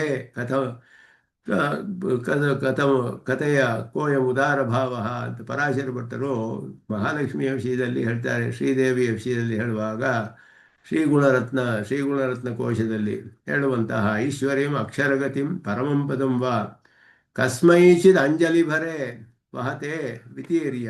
ಯಾರೋ ಒಬ್ಬ ಒಂದು ಅಂಜಲಿ ಮಾಡಿಕೊಡ್ತಾನೆ, ಯಾರೋ ಒಬ್ಬ ಕಸ್ಮೈಚಿತ್ ಅಂಜಲಿ ಬರೇ ವಹತೆ ಐಶ್ವರ್ಯಂ ಅಕ್ಷರಗತಿಂ ಪರಮಂ ಪದಂಬ. ಐಶ್ವರ್ಯಾರ್ಥಿ ಆಗಲಿ, ಕೈವಲ್ಯಾರ್ಥಿ ಆಗಲಿ, ಜ್ಞಾನಿ ಆಗಲಿ, ಯಾರೋ ಒಬ್ಬ ಅಂಜಲಿ ಮಾಡಿದವನಿಗೆ ಕೊಟ್ಟುಬಿಟ್ಟು ಅಸ್ಮೈನ ಕಿಂಚಿದುಚಿತಂ ಕೃತಂ, ಇವನಿಗೆ ಎಷ್ಟು ಅವನು ಮಾಡಿದ ಅಂಜಲಿಗೆ ಉಚಿತವಾಗಿ ಏನು ಮಾಡಲಿಲ್ವ ನಾನು ಅಂತ ಹೇಳಿ ತ್ವಂ ಲಜ್ಜಸೆ, ನಿನಗೆ ನಾಚಿಕೆ ಪಡ್ತೀಯಲ್ಲ, ನೀನು ಮಾಡಿದ ಮಾಡಿದ ಅಂಜಲಿಗೆ ನಾನು ಸರಿಯಾಗಿ ಕೊಡ್ಲಿಲ್ವಲ್ಲ ಅಂತ ಅವಳಿಗೆ ನಾಚಿಕೆ ಆಗುತ್ತಂತೆ. ಮಹಾಲಕ್ಷ್ಮಿಗೆ ಕಥೆಯ ಕೋಯ ಉದಾರ ಭಾವ, ಇದೇನು ನಿನ್ನ ಔದಾರ್ಯ ಅಂತ ಆಶ್ಚರ್ಯಪಡ್ತಾರೆ. ಹಾಗೆಯೇ ಪರಮಾತ್ಮನ ವಿಷಯದಲ್ಲಿಯೂ ಇಲ್ಲಿ ಹೇಳುವಾಗ ಈ ರೀತಿಯಾದ ಉಪಾಸನೆ ಮಾಡುವಂತಹ ಅವನಿಗೆ ನನ್ನನ್ನೇ ನಾನು ಕೊಟ್ಟರೂ ಕೂಡ ಇವನಿಗೆ ಮಾಡಿದ ಉಪಾಸನೆಗೆ ಸರಿಯಾದ ಫಲ ನಾನು ಕೊಡಲಿಲ್ವಲ್ಲ ಅಂತ ನನಗೆ ಅನಿಸುತ್ತೆ. ಕಿಂಚಿತ್ ಕೃತಂ, ಏನು ಮಾಡಲಿಲ್ಲ ಇವನಿಗೆ ಉಪಾಸನೆಗೆ ನಾನು ಅಂತ ಹೇಳಿ ನನಗೆ ಅನಿಸುತ್ತೆ, ಆ ರೀತಿ ಅನಿಸುತ್ತೆ ನನಗೆ ಅಂತ ಪರಮಾತ್ಮ ತಿಳಿತಾನೆ ಅನ್ನೋದು ಈ ಶ್ಲೋಕದಲ್ಲಿ ತಾತ್ಪರ್ಯ. ರಾಜವಿದ್ಯಾ ರಾಜಗುಹ್ಯಂ ಪವಿತ್ರಮಿದಮುತ್ತಮಂ ಪ್ರತ್ಯಕ್ಷಾವಗಮಂ ಧರ್ಮ್ಯಂ ಸುಸುಖಂ ಕರ್ತುಂ ಅವ್ಯಯಂ. ಅವ್ಯಯಂ ಅನ್ನೋದು ಎಂದೆಂದಿಗೂ ಅದು ನಿರಂತರವಾಗಿ ಬೆಳೆಸ್ಕೊಂಡೇ ಹೋಗುತ್ತೆ ಭಕ್ತಿ ಅಂತ ಹೇಳೋದು. ಪರಮಾತ್ಮನ ಪ್ರತ್ಯಕ್ಷತೆಯನ್ನು, ಸಾಕ್ಷಾತ್ಕಾರವನ್ನು ಉಂಟು ಮಾಡುತ್ತೆ. ಪರಮಾತ್ಮನ ಪ್ರಾಪ್ತಿಗೆ ವಿರೋಧವಾದ ಎಲ್ಲ ಪಾಪಗಳನ್ನು ನಾಶ ಮಾಡುವಂತಹ ಪವಿತ್ರತೆಯನ್ನು ಉಳ್ಳಂಥದ್ದು ಇದು. ಮಾಡುವ ಭಕ್ತಿಯೋಗವೇ ಬಹಳ ಸುಖವಾಗಿರುತ್ತೆ, ಪರಮಾತ್ಮನ ಧ್ಯಾನವೇ ಸುಖವಾಗಿರುತ್ತೆ, ಆ ವಿಷಯವೇ ಆಗಿರೋದ್ರಿಂದ ಬಹಳ ಸುಖವಾಗಿರುತ್ತೆ. ಅದು ನಿರತಿಯ ಶ್ರೇಯಸ್ಸನ್ನು ಉಂಟು ಮಾಡುವಂತಹದ್ದು, ಶ್ರೇಯಸ್ಸನ್ನು ಉಂಟು ಮಾಡುವಂತಹದ್ದು. ಇದೆಲ್ಲವನ್ನು ಇಲ್ಲಿ ಭಕ್ತಿ ರೂಪದ ವಿಷಯದಲ್ಲಿ, ಭಕ್ತಿಯ ಸ್ವರೂಪದ ವಿಷಯದಲ್ಲಿ ಅದರ ಒಂದು ಪ್ರಶಂಸೆ ಇಲ್ಲಿ ಮಾಡಲ್ಪಡುತ್ತೆ, ಭಕ್ತಿಯ ಸ್ವರೂಪವು ಹೇಳಲ್ಪಡುತ್ತೆ. ಉಪಾಯಾಂತರೇಭ್ಯ ಅಸ್ಯ ಉಪಾಯಸ್ಯ ಅತಿಶಯಂ ದರ್ಶಯತಿ. ಬೇರೆ ಉಪಾಯಗಳಿಗಿಂತ ಇದು ಅತಿಶಯವಾದದ್ದು ಅನ್ನುವುದನ್ನು ಇಲ್ಲಿ ತೋರಿಸ್ತಾ ಇದ್ದಾರೆ. ಹೇಗೆ ಬೇರೆ ಉಪಾಯಗಳಿಗಿಂತ ಇದು ಅತಿಶಯವಾದದ್ದು. ರಾಜಶಬ್ದಸ್ಯಾತ್ಯ ಕ್ಷತ್ರಿಯ ವಿಷಯತ್ವೇ ವಿಶೇಷ ವಿಧಿ ಶೇಷ ನಿಷೇಧಂ ಗಮಯತಿ ನ್ಯಾಯತ್ ಬ್ರಾಹ್ಮಣದೇಹೇ ಅನಧಿಕಾರ ಪ್ರಸಂಗಾತ್ ರಾಜ್ಞಾಂ ವಿದ್ಯಾ ವಿದ್ಯಾನಾಂ ರಾಜ ಗುಹ್ಯಾನಾಂ ರಾಜ ಅಂತ ಮಾಡಿದ್ರು. ರಾಜ್ಞಾಂ ವಿದ್ಯಾ ಅಂತ, ರಾಜವಿದ್ಯಾ ಅಂದರೆ ರಾಜರುಗಳ ವಿದ್ಯೆ ಅಂತ ಹೇಳಿಲ್ಲ. ರಾಜರುಗಳ ವಿದ್ಯೆ ಅಂದರೆ ಬ್ರಾಹ್ಮಣರಿಗೆ ಇಲ್ಲ ಅಂತ ಆಗಿಬಿಡುತ್ತೆ ಆವಾಗ. ಆದ್ದರಿಂದ ಕ್ಷತ್ರಿಯರಿಗೆ ಮಾತ್ರವೇ, ಬ್ರಾಹ್ಮಣರಿಗೆ ಇಲ್ಲವಲ್ಲ ಅಂತ ಸಂದೇಹ ಬರ್ಬೋದು. ಆದ್ದರಿಂದ ವಿದ್ಯೆಗಳಲ್ಲೆಲ್ಲ ರಾಜರಂತೆ ಇರುವಂಥ ಮಹಾಮನಸ್ಕರ ವಿದ್ಯೆ. ರಾಜರ ಗುಣ ಯಾವುದಿದೆಯೋ ಅಂತಹ ಗುಣ ಯಾರಿಗೆ ಇದೆಯೋ ಅವರಿಗೆ ಇದು ಉಪಾದಾನ ಮಾಡುವಂತಹದ್ದು, ಸ್ವೀಕಾರ ಮಾಡುವುದಕ್ಕೆ ಯೋಗ್ಯವಾದದ್ದು ಅಂತ ಅರ್ಥ. ಆದ್ದರಿಂದ ರಾಜ ಶಬ್ದವು ಕ್ಷತ್ರಿಯ ವಿಷಯವಲ್ಲ. ಇಲ್ಲಿ ರಾಜ ಶಬ್ದವು ಕ್ಷತ್ರಿಯರಿಗೆ ಅಂತ ಹೇಳಲ್ಪಡೋದಿಲ್ಲ. ವಿಶೇಷ ವಿಧಿ ಶೇಷ ನಿಷೇಧಂ ಗಮಯತಿ. ಆದ್ದರಿಂದ ವಿಶೇಷವಾದ ವಿಧಿ ಹೇಳಲ್ಪಟ್ಟಿರೋದ್ರಿಂದ ಮಿಕ್ಕಿದ್ದನ್ನು ತಳ್ಳಿ ಹಾಕೋದಿಲ್ಲ, ನಿಷೇಧ ಮಾಡೋದಿಲ್ಲ. ರಾಜವಿದ್ಯಾ ಅಂದರೆ ರಾಜರುಗಳಿಗೆ ಮಾತ್ರವೇ ವಿದ್ಯೆ, ಬ್ರಾಹ್ಮಣರಿಗೆ ಅಲ್ಲ ಅನ್ನೋದು ಅರ್ಥವಲ್ಲ. ಅದರಿಂದ ವಿದ್ಯೆಗಳಲ್ಲೆಲ್ಲ ರಾಜನಂತೆ ಇದೆ, ವಿದ್ಯೆಗಳನ್ನೆಲ್ಲ ರಾಜವೇ, ಎಲ್ಲ ವಿದ್ಯೆಯನ್ನು ಆಳುತ್ತೆ ಇದು ಅನ್ನುವ ಅರ್ಥ ಅಂತ, ಆ ರೀತಿ ಒಂದು ಅರ್ಥ. ಅಲ್ಲೇ ಹೋದರೆ ಬ್ರಾಹ್ಮಣರಿಗೆ ಅಧಿಕಾರವೇ ಇಲ್ಲದೆ ಹೋಗ್ಬಿಡುತ್ತೆ. ಆದ್ದರಿಂದ ಸಮಾನಾಧಿಕರಣ ಸಮಾಸ ಫಲಂ ಅನುರುದ್ಧ್ಯ ಇದು ಮುಕ್ತಂ ಶಬ್ದಾರ್ಥಸ್ತು ರಾಜಭೂತ ವಿದ್ಯಾ ಇತಿ. ಅದುವೇ ಶಬ್ದಾರ್ಥವೇನು ಅಂತ ಹೇಳಿದ್ರೆ ರಾಜಾನಾಂ ವಿದ್ಯಾನಾಂ ರಾಜ ಅಂತ ಹೇಳಿದ್ರೆ ರಾಜಭೂತವಾದ ವಿದ್ಯೆ, ರಾಜಸ್ಥಾನದಲ್ಲಿದೆ ಅಂತ ಅರ್ಥ. ರಾಜದಂತ ಶುಭ ಪಾಠ ದ್ರಷ್ಟವ್ಯ. ಅದು ಒಂದು ಪಾಠ, ಬೇರೆ ಯಾವುದೋ ಒಂದು ಪಾಠವೂ ಇದೆ ಅಂತ ಹೇಳಿದ್ರು. ಪವಿತ್ರಮಿದಂ ಉತ್ತಮಂ ಇತಿ ಉತ್ತಮ ಶಬ್ದ ಸಮಾನ ನ್ಯಾಯತೆಯ ಆದಿಶಬ್ದೋತ್ತರ ಶ್ರೇಷ್ಠವಾಚ. ಇಲ್ಲಿ ಪವಿತ್ರಮಿದಂ ಉತ್ತಮಂ ಅಂತ ಹೇಳೋದ್ರಿಂದ, ಉತ್ತಮ ಶಬ್ದ ಅಲ್ಲಿ ಹೇಳಿರೋದ್ರಿಂದಲೂ ಕೂಡ ಇಲ್ಲಿ ಶ್ರೇಷ್ಠವಾದ ರಾಜ್ಯ ಶಬ್ದವು ಕೂಡ ಶ್ರೇಷ್ಠ ಅನ್ನುವ ಅರ್ಥದಲ್ಲಿ ಬರುತ್ತೆ. ಏವಂ ಅಪ್ರಸಿದ್ಧಾರ್ಥ ಕ್ಲೇಶ ಅಸಹಮಾನ ರಾಜ್ಞಾಂ ವಿದ್ಯಾ ಇತಿ.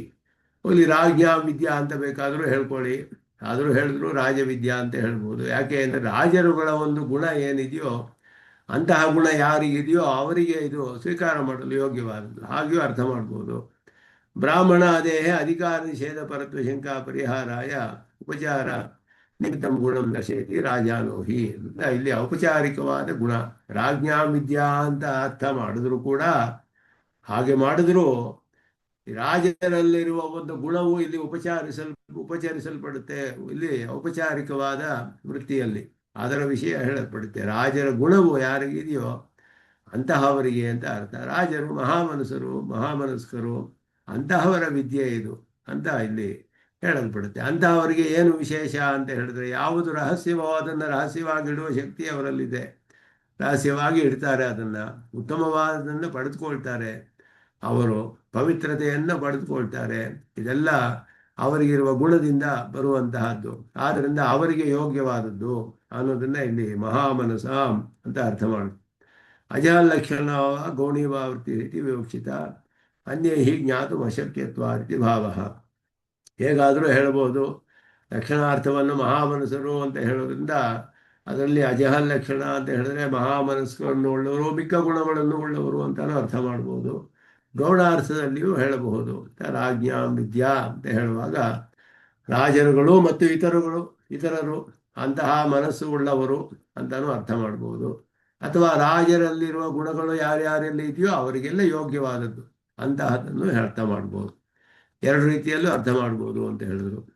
ರಾಜಗೂಹ್ಯಂ ಇತ್ಯಸ್ಯಾಪಿ ಸಪ್ರಯೋಜನತ್ವ ಔಪಚಾರಿಕ ಅರ್ಥತ್ವ ಮಹಾಮನಸೇ ವಹಿ. ರಾಜಗುಹ್ಯಂ ಅಂತ ಹೇಳಿರುವಾಗ ಅಂತಹವರೇ ರಹಸ್ಯವಾದದ್ದನ್ನು ರಹಸ್ಯವಾಗಿ ಇಡುವಂತಹ ಸಾಮರ್ಥ್ಯ ಉಳ್ಳವರು ಅನ್ನೋದು ಇಲ್ಲಿ. ಉಪಾಯ ವಿರೋಧಿ ನಿವರ್ತಕ ಕತಿಪಯ ನಿವರ್ತಕ ವ್ಯವಚ್ಛೇದಾರ್ಥಂ ಉತ್ತಮ ಶಬ್ದ ವಿಶೇಷಿತಂ ಪವಿತ್ರ ಶಬ್ದ ವಿವಕ್ಷಿತವಾಹ ಮತ್ಪ್ರಾಪ್ತಿ. ಆದ್ದರಿಂದ ಇಲ್ಲಿ ಉತ್ತಮಂ ಪವಿತ್ರಂ ಅಂತ ಹೇಳುವಾಗ ಬೇರೆ ಎಲ್ಲ ಉಪಾಯ ವಿರೋಧಿ ನಿವರ್ತಕ ಕತಿಪಯ ನಿವರ್ತಕ ವ್ಯವಚ್ಛೇದಾರ್ಥಂ ಅಂತ ಹೇಳು. ಉಪಾಯಕ್ಕೆ ಭಕ್ತಿಯೋಗವನ್ನು ಆರಂಭಿಸುವುದಕ್ಕೆ ಯಾವ ವಿರೋಧಗಳಿದೆಯೋ ಕೆಲವು ವಿರೋಧಗಳು ಅದನ್ನು ನಾಶಪಡಿಸುವ ಶಕ್ತಿ ಅನ್ನೋ ಅರ್ಥ ಮಾಡಲಿಲ್ಲ. ಉತ್ತಮಂ ಪವಿತ್ರಂ ಅಂತ ಹೇಳುವಾಗ ಎಂತಹ ಪವಿತ್ರತೆ ಅಂತ ಹೇಳಿದ್ರೆ ಸಾಕ್ಷಾತ್ ಪರಮಾತ್ಮ ಪ್ರಾಪ್ತಿಗೆ ವಿರುದ್ಧವಾದ ಪಾಪಗಳನ್ನೆಲ್ಲ ನಾಶಪಡಿಸುವಂತಹ ಪವಿತ್ರತೆಯನ್ನು ಉಂಟು ಮಾಡುತ್ತೆ ಅನ್ನೋದು ಇಲ್ಲಿ ಅರ್ಥ. ಆದ್ದರಿಂದ ಉತ್ತಮ ಶಬ್ದ ವಿಷಯದಲ್ಲಿ ಮತ್ಪ್ರಾಪ್ತಿ ವಿರೋಧಿ ಅಂತ ಹೇಳೋದನ್ನ ಪರಮಾತ್ಮನ ಪ್ರಾಪ್ತಿಗೆ ವಿರುದ್ಧವಾದ ಯಾವ ದೋಷಗಳಿದೆಯೋ ಅದನ್ನೆಲ್ಲ ನಾಶಪಡಿಸುತ್ತೆ. ಕೇವಲ ಉಪಾಯದ ಆರಂಭಕ್ಕೆ ಇರುವ ವಿರೋಧಿಗಳು ಅದು ಮಾತ್ರ ಅಲ್ಲ, ಸಾಕ್ಷಾತ್ ಪ್ರಾಪ್ತಿಗೆ ವಿರೋಧವಾದ ಯಾವ ದೋಷಗಳಿದೆಯೋ ಎಲ್ಲವನ್ನು ನಾಶಪಡಿಸುವ ಸಾಮರ್ಥ್ಯವಿದೆ ಈ ಭಕ್ತಿಯೋಗಕ್ಕೆ. ಪ್ರತ್ಯಕ್ಷ ಅವಗಮಿತ್ಯತ್ರ ಪ್ರತ್ಯಕ್ಷ ರೂಪ ಜ್ಞಾನ ಪರತ್ವೇ ನಪುಂಸಕತ್ವ ಅಯೋಗಾತ್ ಜ್ಞಾನಸ್ಯೈವ ವಿಶೇಷಸ್ಯ ಜ್ಞಾನಮೇವ ವಿಶೇಷಣೀಕೃತ್ಯ ಬಹುವ್ರೀಹಿತ್ವಂ ಘಟಯತಿ ಅವಗಮ್ಯತೆ ಇತ್ಯಾದಿನ.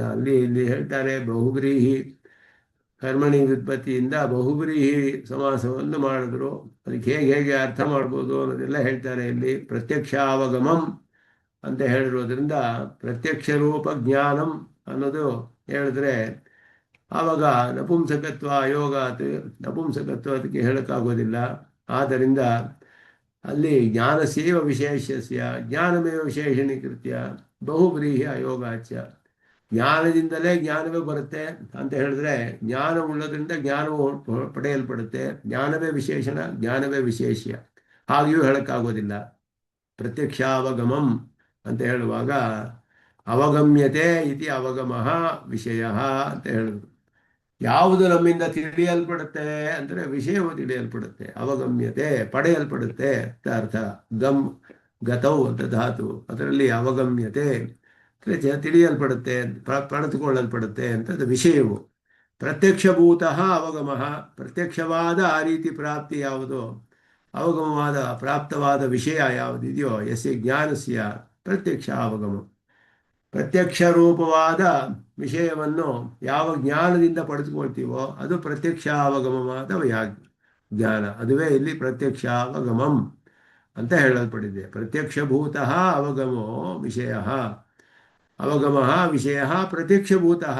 ತಿಳಿಯುವಂತಹ ವಿಷಯವು ಯಾವ ಜ್ಞಾನಕ್ಕೆ ಪ್ರತ್ಯಕ್ಷತಾಪನ್ನವನ್ನು ಉಂಟು ಮಾಡುವಂತಹ ವಿಷಯ ಯಾವ ಜ್ಞಾನಕ್ಕೆ ಇದೆಯೋ ಅದು ಪ್ರತ್ಯಕ್ಷಾವಗಮ ಅಂತ ಹೇಳಲ್ಪಡುತ್ತೆ.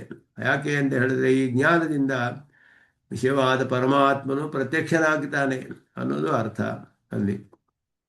ನಾನು ಇದಂ ಅಯುಕ್ತಂ ಉಪಾಸನಸ್ಯ ಸ್ಮೃತಿ ಸಂತತಿ ರೂಪತ್ವಾತ್ ಉಪಾಸ್ಯಸ್ಯ ಚ ಅಪ್ರತ್ಯಕ್ಷತ್ವ ಶ್ರುತೇಃ ಪ್ರತ್ಯಕ್ಷಸ್ಯ ತೋ ವಿಷಯಾಂತರಸ್ಯ ಭಕ್ತೌ ಅನನ್ವಯಾತ್. ಹೇಳಿದ್ರು, ಇದು ಹೇಗೆ ಹೇಳಕ್ ಸಾಧ್ಯ? ಈ ರೀತಿ ವಿಷಯವನ್ನ ಪ್ರತ್ಯಕ್ಷ ಮಾಡುವಂತಹ ಜ್ಞಾನ, ಇದು ಪ್ರತ್ಯಕ್ಷತೆ ಉಂಟು ಮಾಡುವ ಜ್ಞಾನ ಅಂತ ಹೇಗೆ ಹೇಳ್ತೀರಾ? ಯಾಕೆ ಅಂದರೆ ಉಪಾಸನೆ ಅನ್ನೋದೇನು ಪ್ರತಿಸಂತತಿ ರೂಪ, ನಿರಂತರವಾದ ಸ್ಮೃತಿ, ಒಂದಾದ ಮೇಲೆ ಧ್ಯಾನ, ಮಧ್ಯದಲ್ಲಿ ಯಾವ ಒಂದು ಬೇರೆ ವಿಷಯಗಳು ಬರದೇ ಇರುವ ಹಾಗೆ ಮಾಡುವಂತಹ ಧ್ಯಾನ.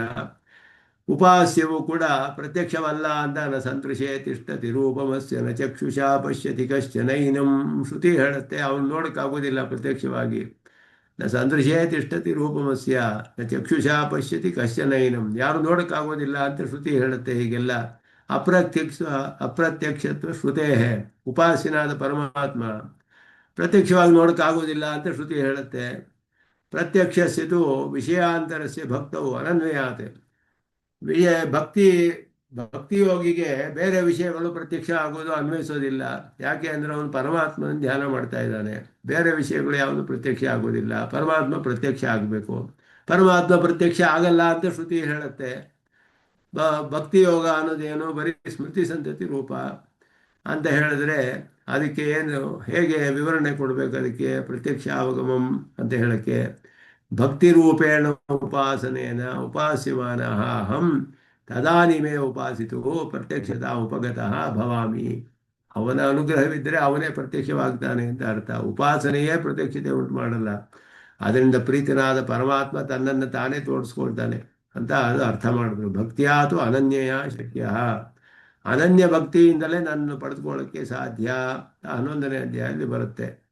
ಆ ರೀತಿಯಲ್ಲಿ ತದಾನಿಮೇವ ಇತಿ ಆಸಕ್ತಿ ವಶಾತ್ ಉಕ್ತಂ.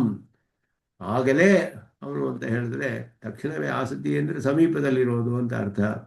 ತದಾನಿಮೇವ ಅಂತ ಹೇಳಿ ಆಗಲೇ ನನ್ನನ್ನು ನಾನು ತೋರಿಸ್ಕೊಂಡ್ಬಿಡ್ತೀನಿ ಅವನಿಗೆ. ಪರಮಾತ್ಮನ ಹೇಳ್ತಾನೆ, ಸ್ವಯಂ ಫಲಭೂತಾನಾಂಗಿ ಫಲಾಂತರ ಸಾಧನತ್ವಂ ಧರ್ಮತ್ವಂ ದುರ್ಲಭಂ ಅಥಾಪಿ ಧರ್ಮ್ಯಂ ಅಂತ ಹೇಳಿ. ಸ್ವಯಂ ಫಲಭೂತಾನಾಂ, ಸಾಕ್ಷಾತ್ತಾಗಿ ಅದುವೇ ಫಲವಾಗಿದ್ದರೆ ಫಲಾಂತರ ಸಾಧನ ಋತ್ವಂ ಧರ್ಮತ್ವಂ ದುರ್ಲಭಂ ಅಂತ ಹೇಳಿದ್ರೆ, ಬೇರೆ ಒಂದು ಫಲ ಸಾಧನೆ ಮಾಡುವಂತಹ ಧರ್ಮತ್ವ ಇರೋದಿಲ್ಲ ಅದಕ್ಕೆ. ಭಕ್ತಿಯೇ ಫಲ ಅಂತ ಹೇಳಿದ್ರೆ ಅದುವೇ ಫಲವಾಗುತ್ತೆ ಅಂತ ಹೇಳಿದ್ರೆ, ಬೇರೆ ಒಂದು ಸಾಧನೆ, ಬೇರೆ ಒಂದು ಫಲಕ್ಕೆ ಅದು ಧರ್ಮ ಅದು ಸಾಧನವಾಗೋದಿಲ್ಲ, ಅದಾಗೋದಿಲ್ಲ. ಆದ್ದರಿಂದ ಅಥಾಪಿ ಧರ್ಮ್ಯಂ, ಸ್ವತಃ ಅದು ನನ್ನನ್ನು ಪ್ರತ್ಯಕ್ಷತೆಯಾಗಿ ಉಂಟು ಮಾಡುವ ಜ್ಞಾನವಾಗಿದ್ದರೂ ಕೂಡ ಧರ್ಮಕ್ಕೆ ಅನುಗುಣವಾಗಿದೆ.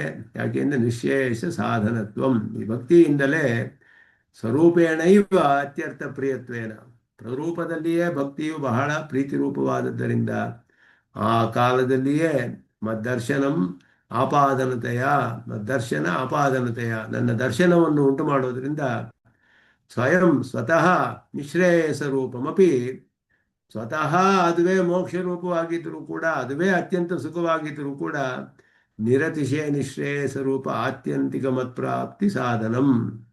ಇದರಿಂದ ಸ್ವತಃ ಭಕ್ತಿಯೇ ಸುಖವಾದದ್ದು, ಅದುವೇ ಅತ್ಯಂತ ಅತಿಶಯವಾದ ಸುಖರೂಪದ್ದು, ಸ್ವತಃ ಪುರುಷಾರ್ಥ ಭಕ್ತಿಯೇ ಅಂತ ಹೇಳಿದ್ರು. ನನ್ನನ್ನು ನಿರತಿಶಯವಾದ ನಿಶ್ರೇಯಸ ರೂಪವಾದ ಆತ್ಯಂತಿಕವಾದ ಪರಮಾತ್ಮ ಪ್ರಾಪ್ತಿಗೆ ಸಾಧನವಾಗುತ್ತೆ ಅನ್ನೋದು ಅಧಿಕವಾದ ವಿಷಯ ಅದರಲ್ಲಿ ಹೇಳಲ್ಪಡುತ್ತೆ. ಭಕ್ತಿಯೇ ಸುಖರೂಪ, ಅದುವೇ ಪುರುಷಾರ್ಥವಾಗುತ್ತೆ, ಅದುವೇ ಬಹಳ ಸುಖವಾಗಿರುತ್ತೆ ಬೇರೆ ಎಲ್ಲ ಅದಕ್ಕಿಂತ. ಆದರೆ ಆ ಭಕ್ತಿಯಿಂದ ಆತ್ಯಂತಿಕವಾದ ಪರಮಾತ್ಮನ ಪ್ರಾಪ್ತಿ ಉಂಟಾಗುತ್ತೆ. ನಿಶ್ರೇಯಸ, ನಿರತಿಶಯವಾದ ನಿಶ್ರೇಯಸ ರೂಪವಾದದ್ದು ಅದಕ್ಕೆ ಅದು ಸಾಧನವಾಗುತ್ತೆ. ಆದ್ದರಿಂದ ಅದಕ್ಕೆ ಧರ್ಮ್ಯಂ ಅನ್ನೋದು ಅಲ್ಲಿ ಹೇಳಲ್ಪಟ್ಟಿದೆ. ಧರ್ಮಪತ್ಯರ್ಥ ನ್ಯಾಯ ಧನಪೇತೆ ಅಂತ ಹೇಳಿ ಇದೆಲ್ಲ ನ್ಯಾಯಾದನಪೇತೆ ಅಂತ ಹೇಳಿದ್ರೆ ಅರ್ಥನ್ಯಾಯ ಧನಪೇತೆ, ಧರ್ಮಾದನಪೇತಂ ಧರ್ಮ್ಯಂ ಅಂತ ಹೇಳಿದ. ಅದುವೇ ಇಲ್ಲಿ ಹೇಳಲ್ಪಡೋದು. ಪತಃ ಅನಪೇತಂ ಪಥ್ಯಂ ಅಂತ ಹೇಳೋದು, ಅದು ಮಾರ್ಗದಿಂದ ಆಚೆ ಇಲ್ಲದೆ ಇರೋದು ಅಂತ ಅರ್ಥ. ಪಥ್ಯ ಅಂತ ಹೇಳಿದ್ರೆ ಅದೆಲ್ಲ ಕೂಡ ಧರ್ಮಾದನಪೇತಂ ಧರ್ಮ್ಯಂ, ಅದರಿಂದ ದೂರ ಹೋಗದೆ ಇರೋದು ಅಂತ ಅರ್ಥ. ಅದರ ಪಾಣಿನಿಯ ಅಷ್ಟಾಧ್ಯಾಯ ಸೂತ್ರದ ಪ್ರಕಾರ ಧರ್ಮ್ಯ ಪಥ್ಯ ಈ ಶಬ್ದಗಳಿಗೆಲ್ಲ ಅನಪೇತ ಅನ್ನುವ ಅರ್ಥದಲ್ಲಿ ಬರುತ್ತೆ. ಅದಕ್ಕಿಂತ ಅಪೇತ ಆದರೆ ದೂರ ಹೋಗಿರೋದು ಅಂತ ಅರ್ಥ. ಇನ್ ಗತವು ಅಂತ ಧಾತು, ಅದರಿಂದ ಉಂಟಾಗಿರುವಂತಹದ್ದು. ಉಪೇತ, ಇಪ, ಅಪೇತ, ಉಪೇತಿ, ಅಪೇತಿ ಅಂತ ಹೇಳುವಾಗ ಹತ್ತಿರ ಬರುತ್ತೆ, ದೂರ ಹೋಗುತ್ತೆ ಅಂತ ಅರ್ಥ. ಧರ್ಮದಿಂದ ದೂರ ಇಲ್ಲದೆ ಇರೋದು ಅಂದರೆ ಧರ್ಮದ ಮಾರ್ಗದಲ್ಲಿರೋದು ಅಂತ ಅರ್ಥ. ಧರ್ಮ್ಯವ ಶಬ್ದವನ್ನೇ ಹೇಳ್ತಾರೆ. ಧರ್ಮಾದನಪೇತಂ ಅಭಿಪ್ರೇತಂ ವಿವೃಣೋತಿ ಧರ್ಮತ್ವಂ ಹಿ. ಧರ್ಮತ್ವ ಅಂತ ಹೇಳಿದ್ರೆ ಅದು ಪ್ರಧಾನವಾದದ್ದು, ನಿಶ್ರೇಯಸ ಸಾಧನವಾದದ್ದೇ ಧರ್ಮ ಅನ್ನೋದು ಇಲ್ಲಿ ಹೇಳಲ್ಪಡುತ್ತೆ. ಪ್ರತಿಪರ್ಯಾಯ ಧೃತಿವಾಚಕೆ ಧಾತು ಕರ್ಣ ವಿವಕ್ಷೆಯ ಉತ್ಪನ್ನೋ ಹಿ ಅಯಂ ಧರ್ಮಶಬ್ದ ಇತಿ ಧೃತಿ ಅನ್ನೋ ಅರ್ಥದಲ್ಲಿ ಇದೆ. ಧಾರಣಾತ್ ಧರ್ಮ ಅಂತ ಹೇಳಲ್ಪಡುತ್ತೆ. ಧೃತಿ ಅಂದರೆ ಧಾರಣೆ, ಧಾರಣಾತ್ ಧರ್ಮ ಅಂತಲೂ ಕೂಡ ಹೇಳಲ್ಪಡಿದೆ. ಅದು ಆದ್ದರಿಂದ ಇದು ಆ ಒಂದು ಕರ್ಣ ವ್ಯುತ್ಪತ್ತಿ ವಿವಕ್ಷೆಯಲ್ಲಿ ಕೂಡ ಧರ್ಮಶಬ್ದವು ಹೇಳಲ್ಪಟ್ಟಿದೆ. ಮುಕ್ತಂ ಚ ಅಭಿಯುಕ್ತೈ ಧರ್ಮ ಇತ್ಯುಪಸಂಹಾರ್ಯೇ ಶ್ರೇಯಸ್ಕರ ಭಾಷಣಂ ತದ್ಧರ್ಮ ಪದವಾಚ್ಯ ಅರ್ಥ ನಿರೂಪಣ ವಿವಕ್ಷೆಯ ಅಂತ ಹೇಳಿದ್ರು. ಧರ್ಮ ಇತಿ ಉಪಸಂಹಾರ್ಯೇ ಶ್ರೇಯಸ್ಕರ ಭಾಷಣ ಅಂದರೆ ಬಹಳ ಶ್ರೇಯಸ್ಕರವಾದದ್ದು ಅಂತ ಅರ್ಥ. ಉಪಸಂಹಾರ್ಯೆ ಅಂದರೆ ಕಡೆಯಲ್ಲಿ ಕನ್ಕ್ಲೂಷನ್ ಅಂತ. ಉಪಸಂಹಾರ್ಯೆ ಶ್ರೇಯಸ್ಕರ ಭಾಷಣಂ, ಶ್ರೇಯಸ್ಕರವಾದದ್ದು ಅಂತ ಯಾವುದು ಹೇಳಲ್ಪಟ್ಟಿದೆಯೋ ತದ್ಧರ್ಮ ಪದವಾಚ್ಯಾರ್ಥ ನಿರೂಪಣ ವಿವಕ್ಷೆಯ. ಧರ್ಮಪದಕ್ಕೆ ಯಾವುದು ವಾಚ್ಯವಾದದ್ದು ನಿರೂಪಣ ವಿವಕ್ಷೆಯಿಂದ ಶ್ರೇಯಸ್ಕರವಾದದ್ದು ಅನ್ನುವ ಅರ್ಥದಲ್ಲಿ ಹೇಳಿದೆ. ಆದ್ದರಿಂದ ಇಲ್ಲಿ ಶ್ರೇಯಸ್ಕರವಾದದ್ದು ಅನ್ನುವ ಅರ್ಥವನ್ನ ನಿರತಿಶಯ ಶ್ರೇಯಸ್ ನಿರತಿಯ ನಿಶ್ರೇಯಸ ರೂಪ ಆತ್ಯಂತಿಕ ಪ್ರಾಪ್ತಿ ಸಾಧನಂ ಇತ್ಯರ್ಥಂ ಅಂತ ಹೇಳಿದ್ರು. ಶ್ರೇಯಸ್ಕರ ಅನ್ನುವ ಅರ್ಥದಲ್ಲಿ ನಿಶ್ರೇಯಸ ಅನ್ನುವುದು ಹೇಳಲ್ಪಟ್ಟಿದೆ ಇಲ್ಲಿ. ಶ್ರೇಯಸ ಅತ್ರ ಅವಚ್ಛೇದಕ ಅಭಾವಾತ್ ಮುಕ್ತಿ ಕೈವಲ್ಯ ನಿರ್ವಾಣ ಶ್ರೇಯೋ ನಿಶ್ರೇಯಸಾಂತಂ ನೈಗಂಟುಕ ಪಾಠ ನಿರತಿಶಯ ಇತ್ಯಾದಿಕ ಮುಕ್ತಂ.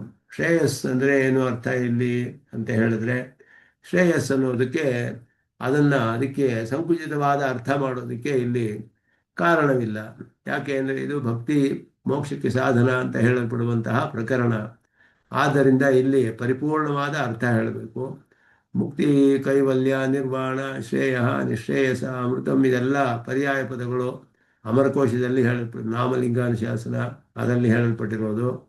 ಅಮರಕೋಶದಲ್ಲಿ ಮುಕ್ತಿ, ಕೈವಲ್ಯ, ನಿರ್ವಾಣ, ಶ್ರೇಯ, ನಿಶ್ರೇಯ, ನಿಶ್ರೇಯಸ್, ಅಮೃತಂ ಮೊದಲಾದದ್ದೆಲ್ಲ ಪರ್ಯಾಯ ಪದಗಳು.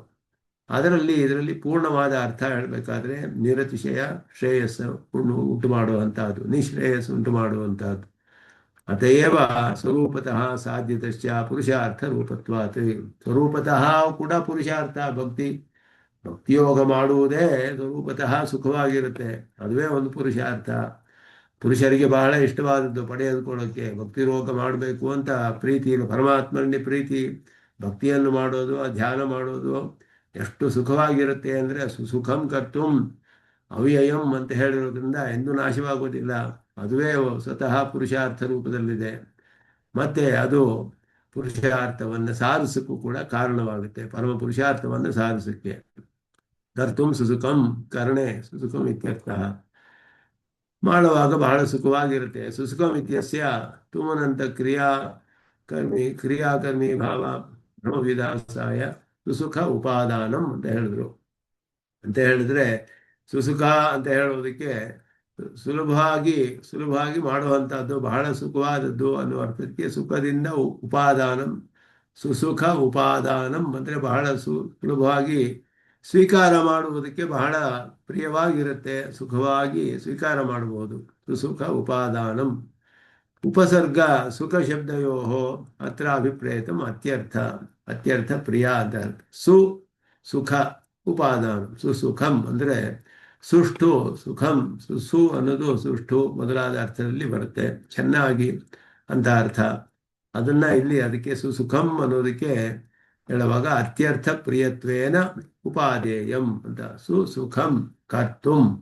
ಸುಸುಖಂ ಕರ್ತುಂ ಅಂತ ಹೇಳಿದ್ರೆ ಸ್ವೀಕಾರ ಮಾಡುವುದಕ್ಕೆ ಬಹಳ ಪ್ರಿಯವಾದುದರಿಂದ ಅದು ಸ್ವೀಕಾರ ಮಾಡಲು ಅರ್ಹವಾದದ್ದು ಅನ್ನುವ ಅರ್ಥವನ್ನೇ ಹೇಳಿದ್ರು. ಸುಸುಖ ಅತ್ಯರ್ಥ ಪ್ರಿಯತ್ವೇನ ಉಪಾದೇಯಂ. ಉಪಾದೇಯವಾದದ್ದು ಅಂದರೆ ಸ್ವೀಕಾರ್ಯವಾದದ್ದು. ಅತ್ಯರ್ಥ ಪ್ರಿಯವಾದ್ದರಿಂದ ಉಪಾದೇಯವಾದದ್ದು. ಅತ್ಯರ್ಥ ಅನ್ನೋದು ಸು ಅನ್ನುವ ಉಪಸರ್ಗಕ್ಕೆ ಅರ್ಥ, ಪ್ರಿಯತ್ವ ಅನ್ನೋದು ಸುಖ ಅನ್ನುವ ಶಬ್ದಕ್ಕೆ ಅರ್ಥ, ಉಪಾದೇಯಂ ಅನ್ನೋದು ಕರ್ತುಂ ಅನ್ನೋದಕ್ಕೆ ಅರ್ಥ. ಸುಖಂ ಕರ್ತುಂ ಅತ್ಯರ್ಥ ಪ್ರಿಯತ್ವೇನ ಉಪಾದೇಯ ಸುಖಂ ಕರ್ತು, ಅದಕ್ಕೆ ಆ ರೀತಿ ಅರ್ಥ ಮಾಡಿದ್ರು. ಸ್ವರೂಪತಃ ವಿಷಯತಶ್ಚ ಅತ್ಯರ್ಥ ಅನುಕೂಲತ್ವಾತ್ ಸುಖೇನ ಅನುಷ್ಠೇಯಂ ಇತ್ಯರ್ಥ.